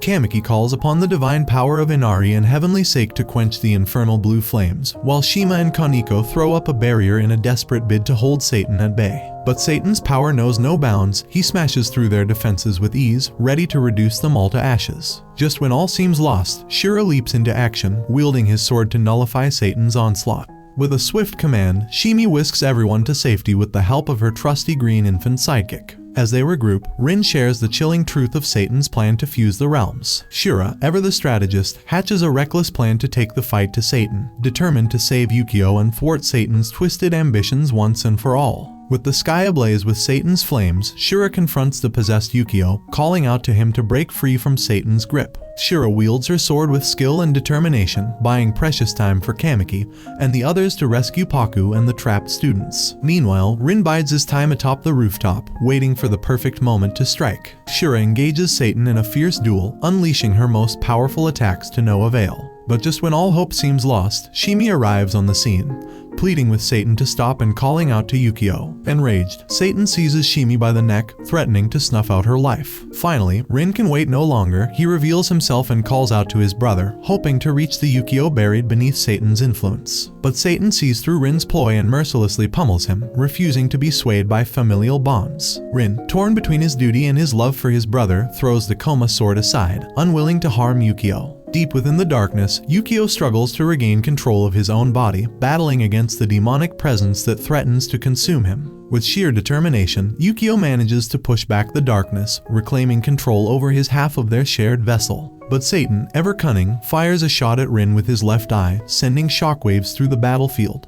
Yukio, now aware of Rin's plight, fights tooth and nail to resist Satan's influence, even turning the gun on himself in a desperate bid to break free. But it's Rin's anguished cry that snaps him back to reality, reminding him of the family he's about to lose. In a heart-wrenching moment, Rin awakens from his stupor and delivers a powerful punch to Yukio, jolting him back to his senses. Tears streaming down his face, Rin pleads with his brother to fight alongside him, the last remnants of their shattered family. Yet, as the gates of Jihina loom ominously in the distance, the voice of Satan continues to echo through the void, a chilling reminder of the chaos that still threatens to consume them all. And amidst the chaos, Mephisto watches with a twisted sense of amusement, reveling in the all-out war between humans and demons. The stage is set for the final confrontation, with the fate of both worlds hanging in the balance. As the gates of Jihina loom ominously in the sky, demons begin pouring out, threatening to swallow Asaya whole. Shimi and Shura find themselves cornered by a horde of demons.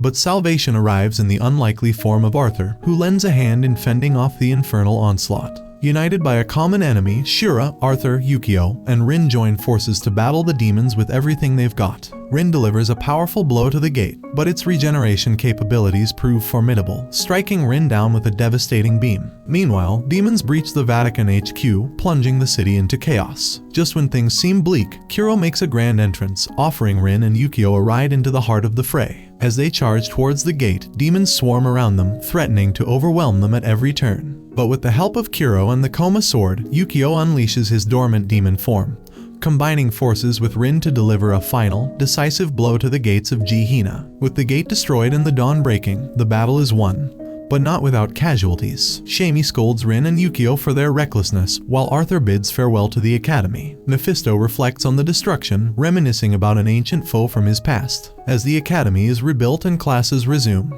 Yukio is stripped of his paladin title and Rin returns to his usual habit of dozing off in class. But amidst the chaos, there's a moment of solemn reflection as Yukio takes Rin to their birthplace, revealing the truth about their mother's fate and Satan's machinations. And so, life goes on, with Shura and Yukio embarking on a new mission, only to find themselves interrupted by Rin's impulsive intervention. As the trio faces off against the demon known as Ghost Rider, old tensions resurface, but ultimately, they stand united against the forces of darkness. And with that, the curtain falls on their epic journey. Rin was on the dormitory terrace, trying to control his blue flames, with Kuro, his cat familiar, purring beside him. He was frustrated because he wanted to train in secret. But Shura, half asleep, climbed up using a ladder. She knew about his secret training since it was her job to monitor him as a potential threat. She scolded Rin for not controlling his flames properly, warning him that if his flames went out of control, he'd be executed as an exorcism target. Shura also forbid him from using his Koma sword. Just then, Shura received a call about an Exorcist-related incident and took Rin with her to the location. When they arrived, Saburoda Todo, a senior exorcist and the director of the Deep Keep, greeted them. He had a handkerchief pressed against his infected cheek and explained the chaos. The left eye of the impure king, a dangerous relic, had been stolen from the academy's most guarded area. The thief, wearing a mask, had taken a child hostage, released miasma, and fled into a nearby building. Toto pointed to where the thief was hiding and warned them that 31 people had already been infected by the miasma, with the child's life in the most danger. Yukio, Rin's brother, wanted to handle the situation alone and asked Shura to watch over Rin. But Rin insisted on going with Yukio. This led to Yukio angrily grabbing Rin's collar, telling him that they couldn't save everyone and weren't perfect. Ignoring his brother's warnings, Rin secretly followed Yukio and Toto into the building, hiding behind them as they discussed the situation. Rin suddenly asked Yukio about the stolen relic, shocking him with his presence. Rin was determined to save the boy, as he had promised the boy's mother earlier. Inside the building, they encountered the masked thief and the child. But before they could act, the thief disappeared, leaving the relic behind. Rin rushed to check on the boy, but as he did, Toto kicked Yukio from behind, revealing that he had been possessed by a demon. Yukio ordered Rin to take the boy to safety. As Rin tried to shield them from the miasma with his flames, it began to hurt the boy, making the situation even more dangerous. Toto launched a brutal attack, disarming and pinning Yukio down. While holding him, Toto started sharing his twisted thoughts about hating the world and finding peace by embracing his darkness. He also planted doubts in Yukio's mind, hinting that Yukio shared the same feelings of hatred and that one day, he would follow the same path. After infecting Yukio's mind with these doubts, Toto left, leaving Yukio shaken. Despite his internal struggle, Yukio managed to treat the infected boy, and they escaped the building. Soon after, Mephisto and Shura arrived, revealing that the entire incident was a decoy. The real goal was to steal another relic. Mephisto said they needed to assemble a team to retrieve the stolen left eye of the impure king, and Yukio was chosen to be part of it. He left with Mephisto, while Rin and Shura prepared to head to Kyoto. At the station, Rin saw Shimi, who ran away upon seeing him. Konkamaru and the others also arrived but ignored him. No one seemed happy about Rin's presence. Only Izumo sat beside him. As the train left the station, Shura gave the group a briefing. They were heading to Kyoto to protect the right eye of the impure king. Izumo asked about the impure king, and Shura explained that it was a powerful demon that had caused plagues during the Edo period, killing 40,000 people. Rin asked Izumo why she wasn't afraid of him, given his connection to Satan. Izumo replied that there were many people with demon heritage, but Rin was only unique because he was Satan's son. She wasn't afraid of him because of that. Meanwhile, Suguro and Rin got into a heated argument, almost coming to blows, but Shura quickly stepped in to calm them down. At the same time, Yukio was traveling in a van, lost in thought, and remembering their father, Shiro. Kinzo Shima arrived at the station to pick up the X-Wires from True Cross Academy. However, Shima didn't want anyone to know that he and Kinzo were related. As Kinzo led the group to their accommodations, he briefed them on their duties. Once they arrived at the inn, someone recognized Suguro and greeted him. Kinzo, realizing it was Suguro, apologized for not noticing sooner. He then called out to a woman named Ryuji, who stormed over and scolded Suguro for dyeing his hair. To everyone's surprise, Ryuji introduced herself as Suguro's mother. Rin, shocked, had assumed Suguro's family lived in a bankrupt temple. Ryuji explained that she had taken over the family and because the temple couldn't make ends meet anymore. Shura soon joined them, telling Ryuji they would be heading to the field office to assist, and leaving some doctors behind for Ryuji to use in treating the infected. Shura then ordered Suguro, Konkamaru, and Shima to go visit their families, since it had been a while since they'd last seen them. She assigned Rin, Shamie, and Izumo to help with the injured. Kinzo led Rin and the others to the room where the infected were being treated, but the exorcists there didn't allow Rin to assist. Instead, they put him on trash duty. Meanwhile, Shima went to see his father, who was resting in a nearby room. His father, noticing Shima's pink-dyed hair, gave him a smack on the head. Suguro asked his mother about his father, and she explained that he goes to the temple every day and doesn't carry a phone. Suguro, still upset, said he needed to see his father to confront him.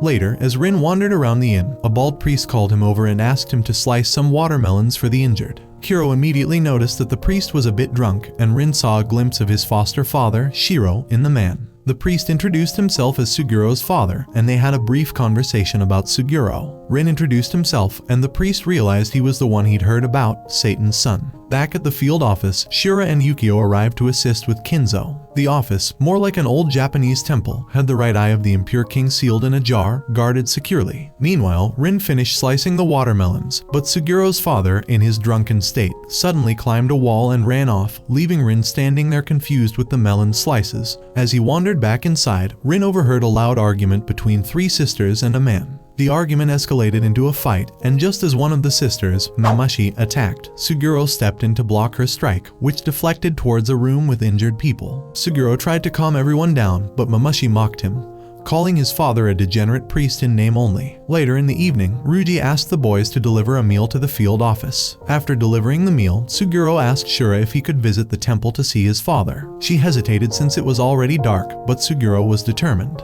Rin, meanwhile, asked Konkamaru if he wanted to hang out, but Konkamaru declined, leaving Shima feeling nervous and alone. Rin, teasing him, began to drink and mock Shima for being so scared. Shima, irritated, finally admitted that avoiding Rin had been too much trouble and laughed it off with him. As Suguro sat alone, reflecting on his childhood, he remembered how followers had left the Myota sect and the temple, fearing the return of the Blue Knight. The sect had only survived by affiliating with the True Cross Academy. Suguro's thoughts were interrupted when a man named Uobami thanked him for stopping the earlier fight. Uobami mentioned that even Myota sect followers were under suspicion, and he was quietly investigating. Suguro also recalled the heated arguments he'd had with his father over joining the True Cross Order. While all this was happening, Shima carried a tipsy Rin back to the inn on his back. Meanwhile, Yukio and the other exorcists discovered a van full of dead and infected bodies, making the situation even more dire.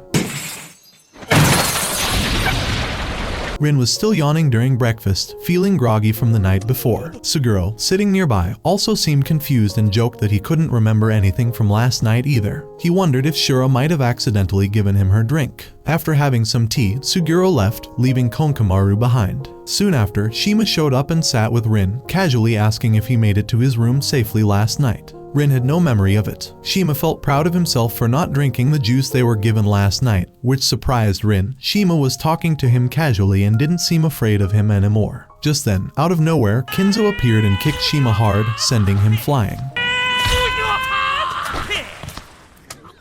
Shima cursed at Kinzo as he crawled back. Juzo, Kinzo's older brother, showed up too. Shima introduced Rin as his friend, and Juzo greeted Rin before sitting down to join them for breakfast. Juzo noticed Konkamaru and invited him to eat with them, but Konkamaru quickly left, saying he had already eaten. After breakfast, Konkamaru rushed over to confront Shima, questioning why he was suddenly being so friendly with Rin. Konkamaru was worried that people might find out Rin's true identity as Satan's son. But Shima didn't care anymore. He told Konkamaru that Rin was a good guy and that he should see that for himself. Before leaving, Shima mentioned that there was going to be a Myota sect general meeting soon. Konkamaru, as the head of the Miwa family, was stressed about it.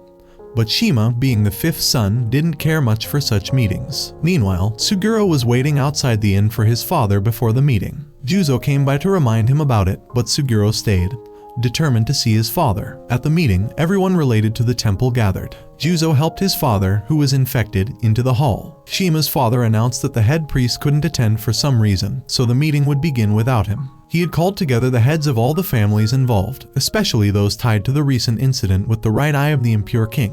Uobami then asked Juzo to explain what happened with the right eye. Juzo recounted that on the day of the incident, the sacred invocation fire in front of the monk's seat had started acting strangely. He summoned the head priest Tatsuma, who arrived quickly. As Tatsuma examined the fire, Mamashi began yelling at him for not joining the True Cross Order and for neglecting his duty to protect the right eye, the most important responsibility of the Myota sect. Tatsuma, staying calm, asked Mamashi to be patient as he was busy with something important. Suddenly, the fire flared up into a blaze. Tatsuma grew tense and ordered everyone to run while he chanted sutras. Despite the warning, Mamashi tried to protect the right eye. Juzo, trying to stop her, knocked her down from a ladder with his staff. The fire began melting the seals in the jar holding the right eye of the impure king. As the jar melted, Ieyasu, another monk, jumped in to shield the right eye and was infected. Shortly after, Tatsuma managed to extinguish the fire using sutras.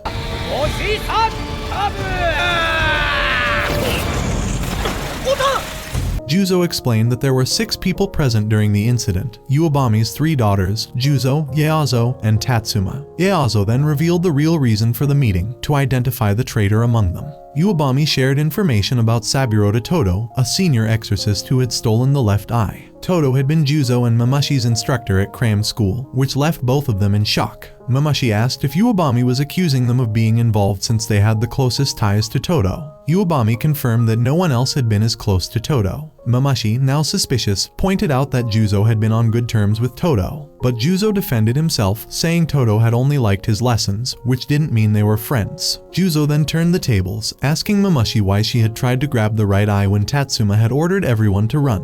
Mamashi, angry, accused Juzo of trying to frame her, but Uebami calmed his daughter down. Mamashi then revealed that during the incident, she had thought Tatsuma was controlling the fire with a strange mantra she had never heard before. Her sisters agreed with her. This caused the other family heads to start blaming Tatsuma, but Ieyasu managed to calm everyone down and adjourn the meeting. Meanwhile, Shamie was feeling useless as she gathered herbs, thinking about how she hadn't been able to help much. Izumo, noticing Shamie taking too long, appeared and unintentionally cheered her up, encouraging her to keep going. Together, they continued collecting herbs. As the day went on, Shiro watched Rin practice with candles that Ryuji had given him. Rin trained late into the night, and Shamie, seeing his dedication, felt inspired by him. Suguro was determined to confront his father the next morning and get the truth out of him. As he climbed the stairs, he noticed Juzo looking out the window at Mamashi and her sisters. Suddenly, 2 followers approached Juzo, informing him of an emergency summoned by the director. All senior exorcists of the Deep Keep were called in, and they asked Juzo if it was safe to leave the Deep Keep so poorly defended. Juzo decided to check with the director about this concern. As Suguro watched them leave, he noticed Juzo take out a key to the field office and decided to follow him. Inside, Suguro was shocked to see the exorcists beaten and unconscious on the ground. Meanwhile, Rin was deeply focused on his training, with Shura keeping an eye on him. After several failed attempts, Rin finally succeeded in lighting 2 candles without burning them. He was thrilled with his progress, but Shura quickly brought him back to reality, reminding him that this was just the beginning. She warned that if Rin ever lost control of his flames again, he would be treated as a target for exorcism. Rin remembered how Mephisto had saved him from execution by convincing the higher-ups that Rin could be used as a weapon against Satan, but only if he passed the exorcist exams within 6 months. While this was happening, Juzo confronted Mamashi in front of the right eye of the impure king. He accused her of being a traitor, rigging the invocation fire, and acting suspiciously at the general meeting. Although he had never liked her, Juzo thought she cared deeply for the Myota sect. He demanded to know why she had betrayed them. Mamashi finally confessed, saying she did it to open their eyes to the real traitor, Tatsuma and Mephisto. Suguro, hidden behind, was shocked by this revelation. Mamashi explained that 8 years ago, during their exorcist training at cram school, Todo had gained her trust and told her about the left eye of the impure king. She had only known about the right eye, so this surprised her. Todo had long suspected Mephisto's corruption and believed Tatsuma was involved. Over the years, Mamashi learned as much as she could to expose their corruption, but she found no concrete evidence until a week ago. She discovered information about Mephisto's hearing at the Vatican, revealing that he had been raising Satan's son and that the Myota sect's object of worship had been used for this purpose. Juzo demanded proof, but Mamashi began chanting sutras and summoned snakes. She believed Todo would hide both eyes of the impure king somewhere safe. Juzo tried to reason with her, telling her to stop and that she should have informed everyone if she had doubts. Meanwhile, Uebami and Ieyasu, watching through surveillance cameras, were devastated. Uebami felt ashamed of his daughter's betrayal, and Tatsuma, who had also suspected Mamashi, was with Ieyasu. As Mamashi attacked Juzo, the ground suddenly began to shake. Shira ordered Rin to follow her as she rushed toward the Deep Keep. Tatsuma instructed Uebami and Yaozo to head there as well, realizing that it wasn't an earthquake but an intruder. At the Deep Keep, the ceiling above the relic collapsed, and Todo appeared out of nowhere. Juzo yelled at Momoshi, realizing she had been tricked, as Momoshi took the right eye of the impure king and vanished into thin air. Tatsuma was about to chase after her, but Suguro stopped him. Suguro angrily blamed his father for everything because he had skipped the meeting. He demanded answers, wanting to know everything his father had been hiding. But Tatsuma refused to reveal his secrets, even to his own son. Rin, remembering his own past and how similar this was to his own situation with Shiro's death, stepped in. He punched Suguro and demanded that he apologize to his father. Overcome with emotion and anger, Rin's blue flames flared up as he remembered Shiro's face. He lost control and attacked Suguro, grabbing him by the collar, insisting he apologize. Juzo quickly stepped in to separate them, and Shura knocked Rin down, calming the situation. Yaozo demanded an explanation from Shura afterward. Yaozo instructed Juzo to focus on locating the right eye of the impure king and silently ordered him to follow Tatsuma without being noticed. Meanwhile, Tatsuma was playfully rubbing Shura's butt, which enraged her, but he quickly vanished before she could kick him. Shura then realized he had slipped something into her back pocket rather than touching her. At that moment, Shura received a call from Yukio, who arrived at the inn, explaining that they were delayed by jamming signals. Yukio began asking about the situation when Yaozo and Uebami appeared, greeting him and inviting him to join a meeting with the senior staff. Elsewhere, Momoshi was struggling from the strain of the miasma but insisted on continuing with Todo. Todo, knowing how dangerous carrying both eyes of the impure king was, suggested a break, but Momoshi was determined to keep going, believing they were protecting the relic from the wrong people. During the meeting, Yaozo, ashamed, announced that the traitor had stolen the right eye under their noses. Uebami provided Yukio and the other exorcists with Momoshi's details, informing them that she was on the run. Yukio, who had been chasing Todo, revealed that the vehicle they were following was a decoy containing 2 dead exorcists. Todo had used signal jammers to throw them off. Yukio asked Yaozo what would happen if both eyes of the impure king were brought together. Yaozo explained that only Tatsuma knew the full truth, but according to the legends passed down to the upper ranks of priests, combining the left and right eyes would release a powerful miasma, possibly too great for the order to handle. Their priority now was to find Todo and Momoshi. Yukio pondered why Todo hadn't unleashed the miasma immediately after stealing the right eye, suspecting that Todo had an even darker plan. As he was lost in thought, Shura shook him out of it and told him about the incident with Rin. Furious, Yukio demanded to know where Rin was and found out he had been placed in solitary confinement. Worried, Yukio feared Rin might now be seen as an exorcism target, especially since they were in uncharted territory. Shura explained that a good exorcist doesn't suppress their emotions, as demons feed off hidden anger and fear, warning Yukio that he was at risk of turning because of his emotional restraint. She urged him to open up, and Yukio, frustrated, admitted that he had always hated her, which made Shura laugh. Meanwhile, Shimi was talking to Izumo about her efforts to improve when Shima and Konkamaru showed up, asking for ice because Suguro had gotten hurt. When Izumo asked what happened, Suguro explained that the right eye had been stolen, which shocked everyone. He also mentioned that Rin had been taken into custody because witnesses saw him engulfed in flames. Shura and Yukio arrived at Rin's cell, where Yukio mocked Rin for his earlier bravado about defeating him. Rin was embarrassed, but Shura then handed him an envelope with his name on it, which Tatsuma had given her. Rin opened it but couldn't read what was written, and Shura teased him for it, though she too was unable to decipher the text. Yukio recognized the script and began reading. The letter revealed Tatsuma's past, starting long before Rin and Suguro were born. Tatsuma's wife had fallen gravely ill from the miasma released by the right eye of the impure king, and Tatsuma himself was summoned by his master for neglecting his duty to protect the temple from the impurity of the right eye. Even Tatsuma's father had become ill and, before his death, told Tatsuma that he would one day discover the temple's true secret. If his wife did not survive, Tatsuma was told to find a strong new wife to bear a successor. At this time, Tatsuma was the 17th high priest of the Myoda sect. During a ritual, Shiro, Rin's foster father, fell from the sky while hunting a demon. Shiro immediately destroyed the demon in front of Tatsuma and the other priests. The priests confronted Shiro for interrupting their ritual by landing in the middle of the sacred fire. To their shock, Shiro grabbed the Koma sword, a sacred object belonging to the Myoda sect, and walked away. Shiro felt uneasy about the whole situation. Rin, sensing the tension, spoke up, saying he didn't understand what Tatsuma wanted from him and told Yukio to keep reading the letter. Meanwhile, Todo and Momoshi arrived outside the former stronghold of the Myoda sect, with the Goma Hall in the distance. Momoshi asked Todo if it was safe to enter, knowing the temple was once built around the Goma Hall, where the right eye of the impure king had originally been kept. As they walked, Mamushi was reminded of her childhood when Uebami used to scold her for coming to this place. When they reached Goma Hall, Mamushi expected it to be abandoned. But to her surprise, the sacred flames of the Goma altar were still burning. Inside, Todo instructed Mamushi to search for a hidden door. As Yukio continued reading the letter, it revealed that the Koma sword, the Myoda sect's sacred object of worship, was a demonic sword known as Kirikara. According to legend, Fukaku, the founder of the Myoda sect, summoned a fire demon named Karura into the Koma sword and used its flames to defeat the impure king. Since then, the sword had been passed down, and the right eye was sealed away to prevent the return of the impure king. But all that tradition was disrupted when Shiro appeared before Tatsuma, falling unconscious from an injury. Despite Ieyazo's attempt to attack Shiro for disrespecting the temple, Tatsuma took Shiro in and healed him. When Shiro woke, Tatsuma asked him why he wanted the Koma sword. Shiro admitted he didn't know much, only that it was an order from his superiors and likely meant to kill a child. This horrified Tatsuma, who immediately told Shiro to leave, refusing to help someone who might kill a child. Shiro, however, was determined to find the Koma sword. Tatsuma insisted he didn't know where the sword was, but Shiro, not giving up, threatened to tear the temple apart. He then tricked Tatsuma and ran around the temple until he stumbled upon a hall where children infected with miasma were being treated.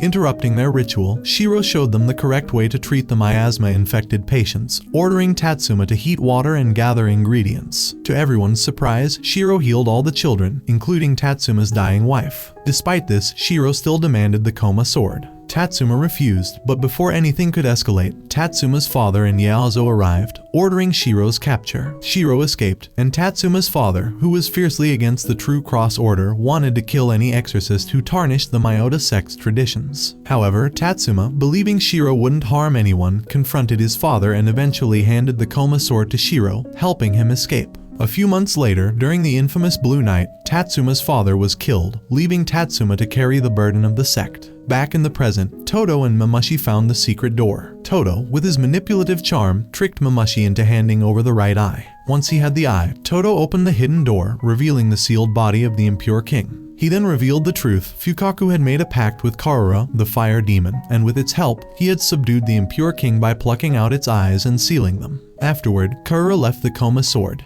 This was the true history of the Myoda sect. Mamushi realized too late that she had been deceived by Todo, who now revealed his real plan to revive the impure king. As Todo prepared to kill Mamushi, Tatsuma appeared just in time to save her. Tatsuma explained that when his father died, Karura appeared and made a pact with him as Fukaku's descendant. In exchange for power, Tatsuma was sworn to keep Karura's existence a secret. Tatsuma summoned Karura and launched an attack on Todo. But Todo, always one step ahead, used a dirty trick. As Tatsuma was about to strike the impure king, Todo stabbed him in the neck from behind and grabbed Karura, absorbing the demon's power. Todo's true goal all along had been to lure Tatsuma out and steal Karura's power for himself. Now empowered, Todo completed the revival of the impure king, and the hall began to shake as the creature spread its deadly plague. With Tatsuma injured and Todo stronger than ever, Tatsuma handed Mamushi over to Ieyazo and, in his weakened state, made one final request, that Rin use the Koma sword to defeat the impure king. Shiro sensed something was wrong, and the letter seemed like a major revelation. However, Yukio believed it was just a guess that Rin's flames could affect the impure king, and he argued they couldn't rely on a letter to let Rin use the Koma sword. Shira, taking the letter from Yukio, turned to Rin and asked for his choice since the letter was meant for him. Rin, determined to help, said he wanted to fight, just like his father would. But Yukio shouted at him, reminding Rin of the danger he was in. Despite the argument, Rin insisted on helping, even though Yukio warned him about the consequences. Shira handed Rin the Koma sword, saying she couldn't clear him until they knew more about the situation. But Rin couldn't draw the sword, no matter how hard he tried. Shira questioned if he was scared, reminding him that he had been so excited about finally controlling his flames, but now it felt like he was back at square one. Yukio demanded Rin hand the sword back, but before they could act, Mephisto appeared out of nowhere, disappointed by Shira's unfriendly greeting. Mephisto summoned a magical prison and trapped Rin inside, taking away the Koma sword. He revealed that he had received a call from headquarters, where the court inquiry had voted to execute Rin. Yukio was left speechless. Mephisto, sneezing, gave the sword to Shira for safekeeping. Shira, desperate, yelled at Mephisto for help. Mephisto acknowledged that if the impure king reached full maturity, Kyoto would become a city of death. Juzo, carrying Mamushi on his back, called everyone to inform them about the dire situation. Meanwhile, Mephisto provided Yukio and Shira with equipment that might help in the battle. He handed Shura some special clothes and left. Yukio, still shaken, started walking out. Shima and Konkamaru watched the chaos unfold, and when they heard Juzo had returned with Mamushi, Suguro rushed to the hall. Mamushi, weak and regretful, explained everything she knew. She revealed that the impure king had been revived, not killed, but sealed, and she begged them to send help to defeat him. She tearfully apologized to Suguro, pleading with him to save his father. Juzo took Mamushi to the infirmary. Suddenly, Shura appeared before Suguro and told him about the order for Rin's execution. She handed him the Koma sword and the letter, asking if they would help break Rin out. The only way to save Rin was for him to do something heroic. Shura also gave them special clothes that would make them invisible, allowing them to sneak Rin out. They managed to enter the cell block unnoticed and found Rin trapped in a strange prison.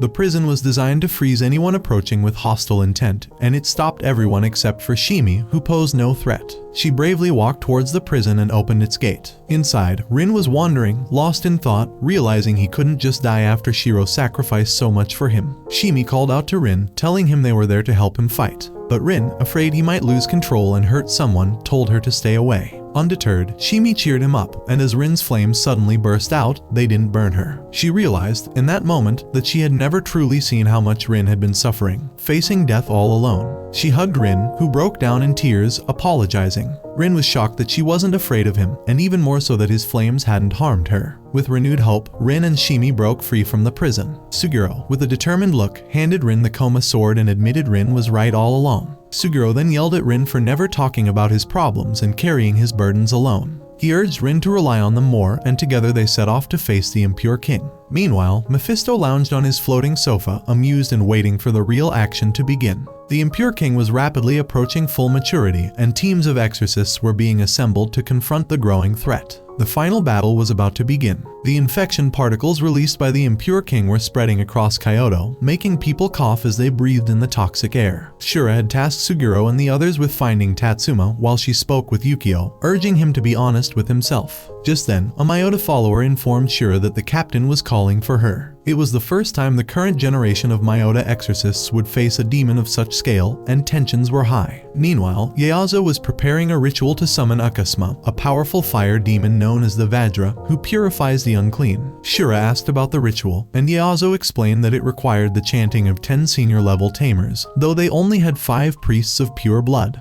Despite the shortfall, Ieyasu hoped Akasuma would lend them his power to fight the impure king, who was weak against fire. Shura agreed that summoning Akasuma was their best chance. As the ritual continued, the fire demon Akasuma appeared, demanding proof of their priestly bloodline. Although the gathered priests were few, Akasuma recognized the danger posed by the impure king and decided to lend his power to the 5 priests. Kenzo, Juzo, and the others were imbued with fire as the true cross exorcists took their positions, wielding flamethrowers and summoning salamanders. Together, they launched a combined attack on the impure king. Meanwhile, Suguro and his team found Tatsuma injured but alive. As Suguro approached his father, Karura, the fire phoenix, appeared and healed Tatsuma's wounds, though Tatsuma was still weak. Karura, small in size, had returned after everyone thought it was dead, but as a phoenix, it could be reborn again and again. Tatsuma asked Rin if he had read the letter, and Rin confirmed, but Suguro had also read it and demanded answers from his father. Tatsuma explained the only way to defeat the impure king. According to the true scripture, known only to head priests, when the impure king reaches full maturity, it will explode and release a cloud of toxic spores, far deadlier than the disaster 150 years ago. The problem was that the impure king's heart, its main organ, was hidden deep inside the sporangium. When Fukaku fought the impure king, he had only been able to cut the heart in half and seal it away. Tatsuma, too weak to fight, asked Rin to defeat the impure king with the Koma sword, but Rin still couldn't draw it. Tatsuma wanted to cast a barrier to stop the spread of miasma, but he had lost too much blood, and using any more magic would kill him. Karura suggested transferring his attack through Suguro, but Tatsuma hesitated, saying Suguro was still just a child. Suguro, finally understanding why his father always kept him away from the temple, stepped forward. Tatsuma had no choice, and Karura initiated the transfer. Proving his bloodline, Suguro was able to wield the red flames, and Tatsuma taught him the strongest barrier spell known only to head priests. However, Tatsuma collapsed from exhaustion, and Suguro ordered Shimi and Izumo to tend to his father while Konkamaru and Shima relayed everything they had learned to Shura. With that, Rin and Suguro rushed toward the impure king. At the same time, Yukio spotted Todo in the distance. Sensing Yukio's presence, Todo called him out from hiding, and Yukio was shocked to see Todo using fire powers. Todo attacked Yukio, and the two engaged in a fierce battle. Meanwhile, Kuro, in his large form, helped Rin and Suguro get closer to the impure king's vital part. Back with Tatsuma, Shimi and Izumo were struggling to treat him. Shimi believed she could heal him if only she had her familiar. As this played out, Mephisto watched from his floating sofa, enjoying the chaotic scene. Yukio's bullets were useless against Todo, who was toying with him while planting doubts in Yukio's mind. Yukio, realizing Todo's strength, switched to water-attributed bullets, knowing they could counter Todo's flames. The bullets finally dealt some damage, but Todo healed quickly and continued dodging Yukio's attacks. Mentally tormenting him, Todo's words made Yukio's aim shaky, and his confidence wavered as Todo's relentless assault continued. Todo continued to plant seeds of doubt in Yukio's mind, suggesting that Shiro had always favored Rin, and that Yukio was merely a tool raised to protect his brother. Yukio fired his revolver wildly, missing his target as he denied Todo's taunts. But Todo pressed on, claiming Yukio despised Rin, no matter how much he tried to deny it. This brought back memories for Yukio, times when Rin protected him from bullies, yet Yukio lashed out at his brother, frustrated that Rin always came to his rescue. He recalled the time they found a puppy and Shiro refused to let them keep it, and how his resentment grew from always being in Rin's shadow. But as Todo continued to push, Yukio stopped firing and smiled. He had tricked Todo into thinking he was off balance, but in reality, Yukio had been setting up a trap the whole time. The bullets he fired were creating a summoning circle for Naiads, a powerful water demon. Yukio admitted that, yes, he both loved and hated Rin. But the one he truly hated was his old, weak self, the sniveling child he used to be. With that, Yukio trapped Todo in a water prison, catching him off guard. Meanwhile, Kuro was leaping over the miasma-covered landscape created by the impure king. Every time Kuro touched the miasma, it fought back. But Rin urged him to find a place where they could land and set up the barrier. Suguro, though, was unsure. He had only heard the spell once and wasn't confident he could cast it properly. Plus, the Impure King was massive, and he doubted they could defeat it. Eventually, Kuro found a clear spot between the miasma, and they landed. Suguro, shaking with fear, yelled at Rin, frustrated that he wasn't scared while Suguro was terrified. Rin, however, brushed it off and told Suguro that everyone was doing their best, so they should do the same. He even teased Suguro, calling him a princess for his earlier reaction, which only made Suguro angrier. As Rin fought the miasma alongside Kuro, Suguro calmed himself and began chanting the spell to create the barrier. Deep down, he knew that while Rin might act like a fool, he wasn't one. Suguro successfully cast the barrier, though he was left gasping for breath. Yukio, having drained his energy summoning so many Naiads without a tamer master, was also exhausted. Todo, however, began to laugh, evaporating the water prison while admiring Yukio's strength. He knocked Yukio down and prepared to burn him alive, but just as he was about to deliver the final blow, Rin heard Yukio's voice in the distance. As the Impure King neared full maturity, its spores began to burst. Hara warned Suguro not to break the earth touching Mudra or the barrier would collapse. Meanwhile, Shima and Konkamaru found their escape route blocked by gooey spores. The goo started attacking them, and Shima's staff got stuck. Konkamaru threw a burning stick, which repelled the goo. Knowing the Rot King was weak against fire, Konkamaru urged Shima to climb a tree with him to escape. Shima, being his usual dismissive self, called the plan idiotic and a suicide mission. Frustrated, Konkamaru yelled at Shima for being a coward. As Shima walked away, the goo crept closer to Konkamaru, who was soon overwhelmed. Shima, remembering how Juzo had once told him about their elder brother dying to protect him and how Ieyasu had entrusted him with a staff, suddenly turned back. Hearing Konkamaru's desperate cries, Shima jumped in to save him just in time. His staff caught fire, signaling that Ieyasu had summoned Akasuma, the fire demon. Konkamaru, seeing this, began chanting spells to strengthen the flames, allowing Shima to fight off the goo. Elsewhere, Izumo summoned her fox spirits to help carry Tatsuma to safety. But as they moved, the spores began to fall on Izumo, who ordered the spirits to prioritize saving Tatsuma. The spirits left, mocking Izumo for being only half-trained. Izumo told Shimi to run, but Shimi refused. Instead, she formed a summoning circle with her own blood, calling forth her familiar. As her fox spirits vanished, leaving Tatsuma behind, Shimi's new familiar, the Green Man, grew in size and began protecting Izumo. Back with the Impure King, Rin and Kuro were struggling to keep the goo away from Suguro. Todo, still intent on killing Yukio, prepared to strike.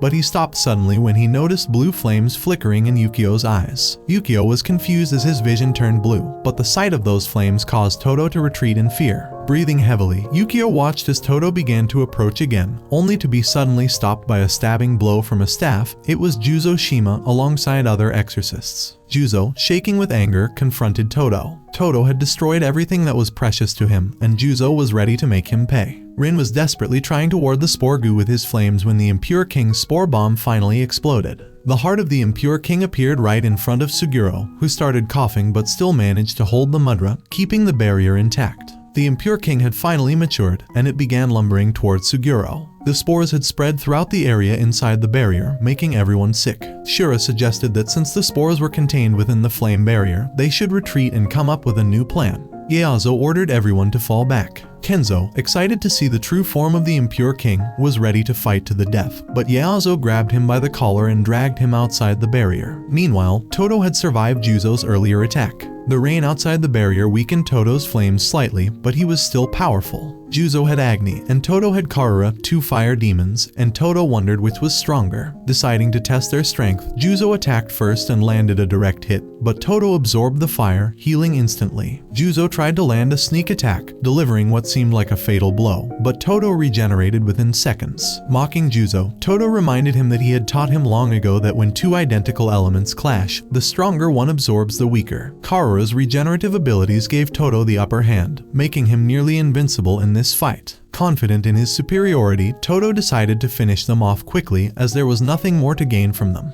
Todo launched a fierce assault, which Juzo struggled to block. An experienced exorcist suggested they retreat, as they were clearly at a disadvantage. But Yukio had a risky idea and shared it with the group. They hesitated, unsure of the plan's success, but they had no other options. As they discussed, Todo knocked down one of Juzo's comrades. In response, Juzo sent two others to distract Todo while he and the remaining exorcists started chanting spells. Todo, after defeating the others, noticed Juzo was missing. Suddenly, Juzo appeared behind him with a massive ball of fire and delivered a powerful strike. But Todo emerged from the flames, unharmed, mocking Juzo for not being a good listener. Juzo, however, revealed it was all part of Yukio's plan, which confused Todo. Unexpectedly, the flames covering Todo began to act violently. Yukio had figured out that a demon and its host must be in balance. If the demon absorbs too much power, it can cause the host's body to collapse under the overload. Todo had absorbed too much fire, and Yukio's theory was proven correct when a massive explosion occurred. All the flames surrounding Todo disappeared, but he was still standing. Overconfident, Todo was about to attack when his arm suddenly fell off. His body, now falling apart, began to regenerate, but the rain disrupted the process, dissolving him into ash. As Todo admitted defeat, Yukio ordered Juzo to scatter the ash, ensuring Todo couldn't regenerate. But as Yukio checked the injured, he suddenly heard Todo's voice again. All the Myota exorcists had been pinned down by some kind of mud trap. Meanwhile, Ieyasu, Uebami, and Shiro were discussing the barrier when Konkamaru and Shima arrived, reporting that Suguro had cast the barrier and was still inside with Rin. Realizing they needed help, Shura decided to enter the barrier. Inside, Shimi was struggling to fend off the goo trapping Izumo, but she was exhausted. Suguro asked Karura to protect him by casting another spell, but Karura warned that doing so would tire Suguro quickly. Rin approached, and Karura explained that he had weakened part of the barrier to protect Suguro from the Impure King. Suguro, barely holding on, told Rin he only had about 15 minutes left before he reached his limit. Suddenly, the Impure King charged at Rin, who defended himself with his blue flames but still couldn't draw the Koma sword. Seeing Rin struggle, Suguro urged him to leave the barrier and evacuate everyone.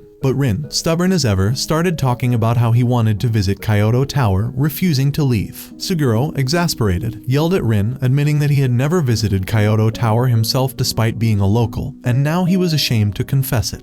Both started laughing, and Suguro realized that Rin, beneath his bravado, was just as scared as he was. With renewed determination, Suguro lowered his spell and told Rin that he believed in him. At that moment, the Impure King appeared and covered Suguro. Desperate, Rin tried again to draw the Koma sword and finally succeeded. With the sword in hand, Rin unleashed his blue flames and attacked the Impure King with full force, ready to take it down for good. Rin unleashed his blue flames, burning down the Impure King's current body, forcing the demon to retreat. As the battle raged on, Shura appeared just in time to save Suguro. She reminded Rin that no ordinary human could defeat the Impure King now, he was their only hope. She also reminded him of his promise to prove that Shiro was right to save him. Shura could see that Rin still lacked confidence, but she urged him to overcome it and find his place in the world. Determined, Rin leaped at the impure king, stabbing it with the Koma sword. The impure king released Spore Goo to attack, but Rin managed to defend himself, even as he struggled to figure out how to defeat such a powerful demon. Meanwhile, Suguro collapsed from exhaustion, and the barrier he had been maintaining began to disappear. Shima and Kaneko saw this and realized that with the barrier down, the miasma would soon flow into the city. Thankfully, the rain was keeping the spores from spreading too quickly. Mephisto watched from afar, amused as the hell's lid was opening, allowing the demon to roam the surface. Suddenly, the demon inside Shima's staff spoke, calling humans worthless. Mephisto, observing everything, quoted Nietzsche, "He who fights monsters must take care lest he himself become a monster. For when you gaze long into the abyss gazes also into you." Yukio, exhausted from his earlier battles, suddenly saw Todo's ashes reforming into an attack. He shot at them but was shocked by Todo's incredible regenerative abilities. Todo reformed right in front of him, mocking Yukio for being too weak to kill him. With mastery over Kara's powers, Todo decided it was time to leave. Yukio fired again but failed to stop him completely. Realizing he had been falling into the demon's traps, Yukio took a deep breath and remembered the basic rule of exorcism: never succumb to a demon's temptations. Yukio loaded Naiad magic bullets, powered by the rain, and prepared himself. Just as Todo appeared and pinned Yukio down, Yukio remained calm. Suddenly, Shima attacked Todo with his staff, creating a brief distraction. Yukio seized the opportunity and shot Todo in the head. Demanding to know Todo's true identity and motive, Yukio pressed on. But Todo refused to reveal anything, and Yukio knocked him down for the second time. Realizing they couldn't kill Todo permanently, Yukio decided it was more important to save the city than to keep fighting him. While this was happening, Rin continued his battle with the impure king. Out of nowhere, Akasma, the fire demon, appeared behind Rin, mocking him for being weak. Akasma introduced himself as an ancient enemy of the impure king and recognized the weapon Rin was wielding, the Koma sword, as belonging to their lord. Deciding to teach Rin how to properly harness and channel his flames, Akasma chanted a mantra, asking Rin to repeat it while sitting on the Koma sword. Together, they prepared to unleash the Fireburst Samadhi, a powerful technique that could incinerate anything in the material world. Mephisto, watching from the sky, was thrilled by this unexpected twist, entertained by the sight of Akasma helping Rin. Fireburst Samadhi, combined with Rin's demon flames, could clear the entire mountain of the impure king's infection. But Rin hesitated, worried about harming his friends if he unleashed too much power. Meanwhile, Shimi was struggling against the Spore Goo holding Izumo. Exhausted, she fell to her knees but refused to give up. Ignoring Izumo's shouts to leave, Shimi managed to pull her to safety. Back in the battle, Rin was losing control, the flames threatening to consume him. But in a moment of clarity, he remembered Shimi and regained control. Focusing his power, Rin unleashed his blue flames across the mountain, carefully targeting the impure king's spores and goo without harming anyone else. The followers, once terrified of his blue flames, were now confused, having never seen flames like these before. Mephisto, delighted by the spectacle, declared the birth of the Blue Exorcist, the one destined to kill his own kind. As the sun rose, Rin had successfully saved Kyoto, gaining control over his flames. Before departing, Akasma asked Rin a haunting question. Which are you, human or demon? One day, you will have to choose. As Rin stood victorious, Kaneko and the others arrived on the scene. Rin, proudly boasting about his newfound control, was interrupted by Yukio, who punched him, reminding him of the execution order hanging over his head. Rin, coughing up blood, acknowledged that he was the spawn of Satan and couldn't escape his powers. But now, he was ready to face them. Drawing his sword, Rin collapsed, telling Yukio to accept his own power as well, before losing consciousness. The day after the battle, officials from the True Cross Order arrived to treat the wounded and clean up the aftermath. Tatsuma was brought home on a stretcher, his wife Torako rushing to his side. Smiling, Tatsuma tried to ease her worries, but Torako, furious for being kept in the dark, pinched his ear in anger. Meanwhile, Mamashi, having heard the news of the impure king's defeat, struggled to get out of bed, determined to see for herself. But as she opened the door, she found Juzo standing there. He gently informed her that everyone was safe and that the impure king had been defeated. Overcome with relief, Mamashi broke down, crying as Juzo comforted her. Rin woke up in bed with Kuro sleeping beside him. Surprised, he glanced over and saw Shimi asleep in the next bed. She had come for an IV drip but had fallen asleep while watching over Rin. When Shimi woke, she praised Rin for saving everyone and defeating the impure king. Rin admitted that her words had encouraged him the most during the battle. Moved, Shimi began to cry, feeling grateful that she had been useful to someone. She took Rin's hand and promised to be his friend forever, no matter what happened. Rin, feeling awkward, thought she had permanently friend-zoned him, and his tail briefly caught fire in embarrassment. He was even more shocked when he realized that Shima, Izumo, and the others had overheard their conversation. Shima, always teasing, pointed out that Shura had given them a day off, making the whole room burst into laughter. Elsewhere, Mephisto was meeting with Yaozo and Shura. Apologizing for being late to the battle, Mephisto boasted that even the Paladin's Angelic Legion couldn't have handled the situation better. Yaozo agreed, giving credit to Rin for defeating the impure king. Mephisto then suggested summoning the Vatican to testify on the matter, which Yaozo supported. After Yaozo left, Mephisto told Shura to rest, but Shura, drunk and acting flirty, tried to corner him. Mephisto, knowing Shura's ninja skills, joked that she might be planning to behead him after he passed out. But Shura, growing serious, pinned him down and demanded to know if Mephisto was behind all the chaos, Noihua's, Amaemon, and now the impure king. She pressed him on his plans for Rin. Mephisto responded with a cryptic death threat, making Shura back off. Despite everything, Shura knew Mephisto wouldn't let Rin die, even if there was an execution order, because Rin was central to Mephisto's grand plan. She voiced her thoughts to Yukio, who had been eavesdropping nearby. Tired from the recent events, Yukio decided to rest. The next day, Suguro walked through the corridors, deep in thought. Now that the impure king was defeated, he wondered if there was any point in continuing to hold the Myota sect together. He planned to speak to Tatsuma about uniting the sect and appointing him as the new head priest. Lost in thought, Suguro was shocked when he found his father casually sweeping fallen leaves in plain clothes. Tatsuma revealed that he had decided to leave temple life behind, as there was no point in keeping it running. Just then, Konkamaru called them over to a gathering. They arrived just in time to see Juzo announce Mamashi as his wife, which shocked everyone, especially Mamashi, who looked ready to beat Juzo for the sudden declaration. Kenzo started bickering with Mamashi's sisters, and even Iwabami was caught off guard. Yaozo stepped in, telling Juzo to think more carefully about his words. Mamashi's sisters teased Juzo, but Juzo turned serious and asked Mamashi for her thoughts. Though stunned, Mamashi admitted she had no objections, and Iwabami quickly agreed to the marriage. The scene ended with laughter and celebrations. Suguro had a heartfelt moment with his father, and Shima showed up, inviting everyone to explore Kyoto City. They all agreed, with Rin insisting they visit Kyoto Tower first. Everyone laughed and teased him, but eventually they agreed to his request. That evening, Yukio came to see Rin after receiving a message from him. Rin told Yukio he planned to become an exorcist, but Yukio wasn't convinced. He warned Rin not to let defeating the impure king get to his head, reminding him that he was still becoming more and more like Satan's son every day. Yukio couldn't understand how Rin remained so cheerful despite everything.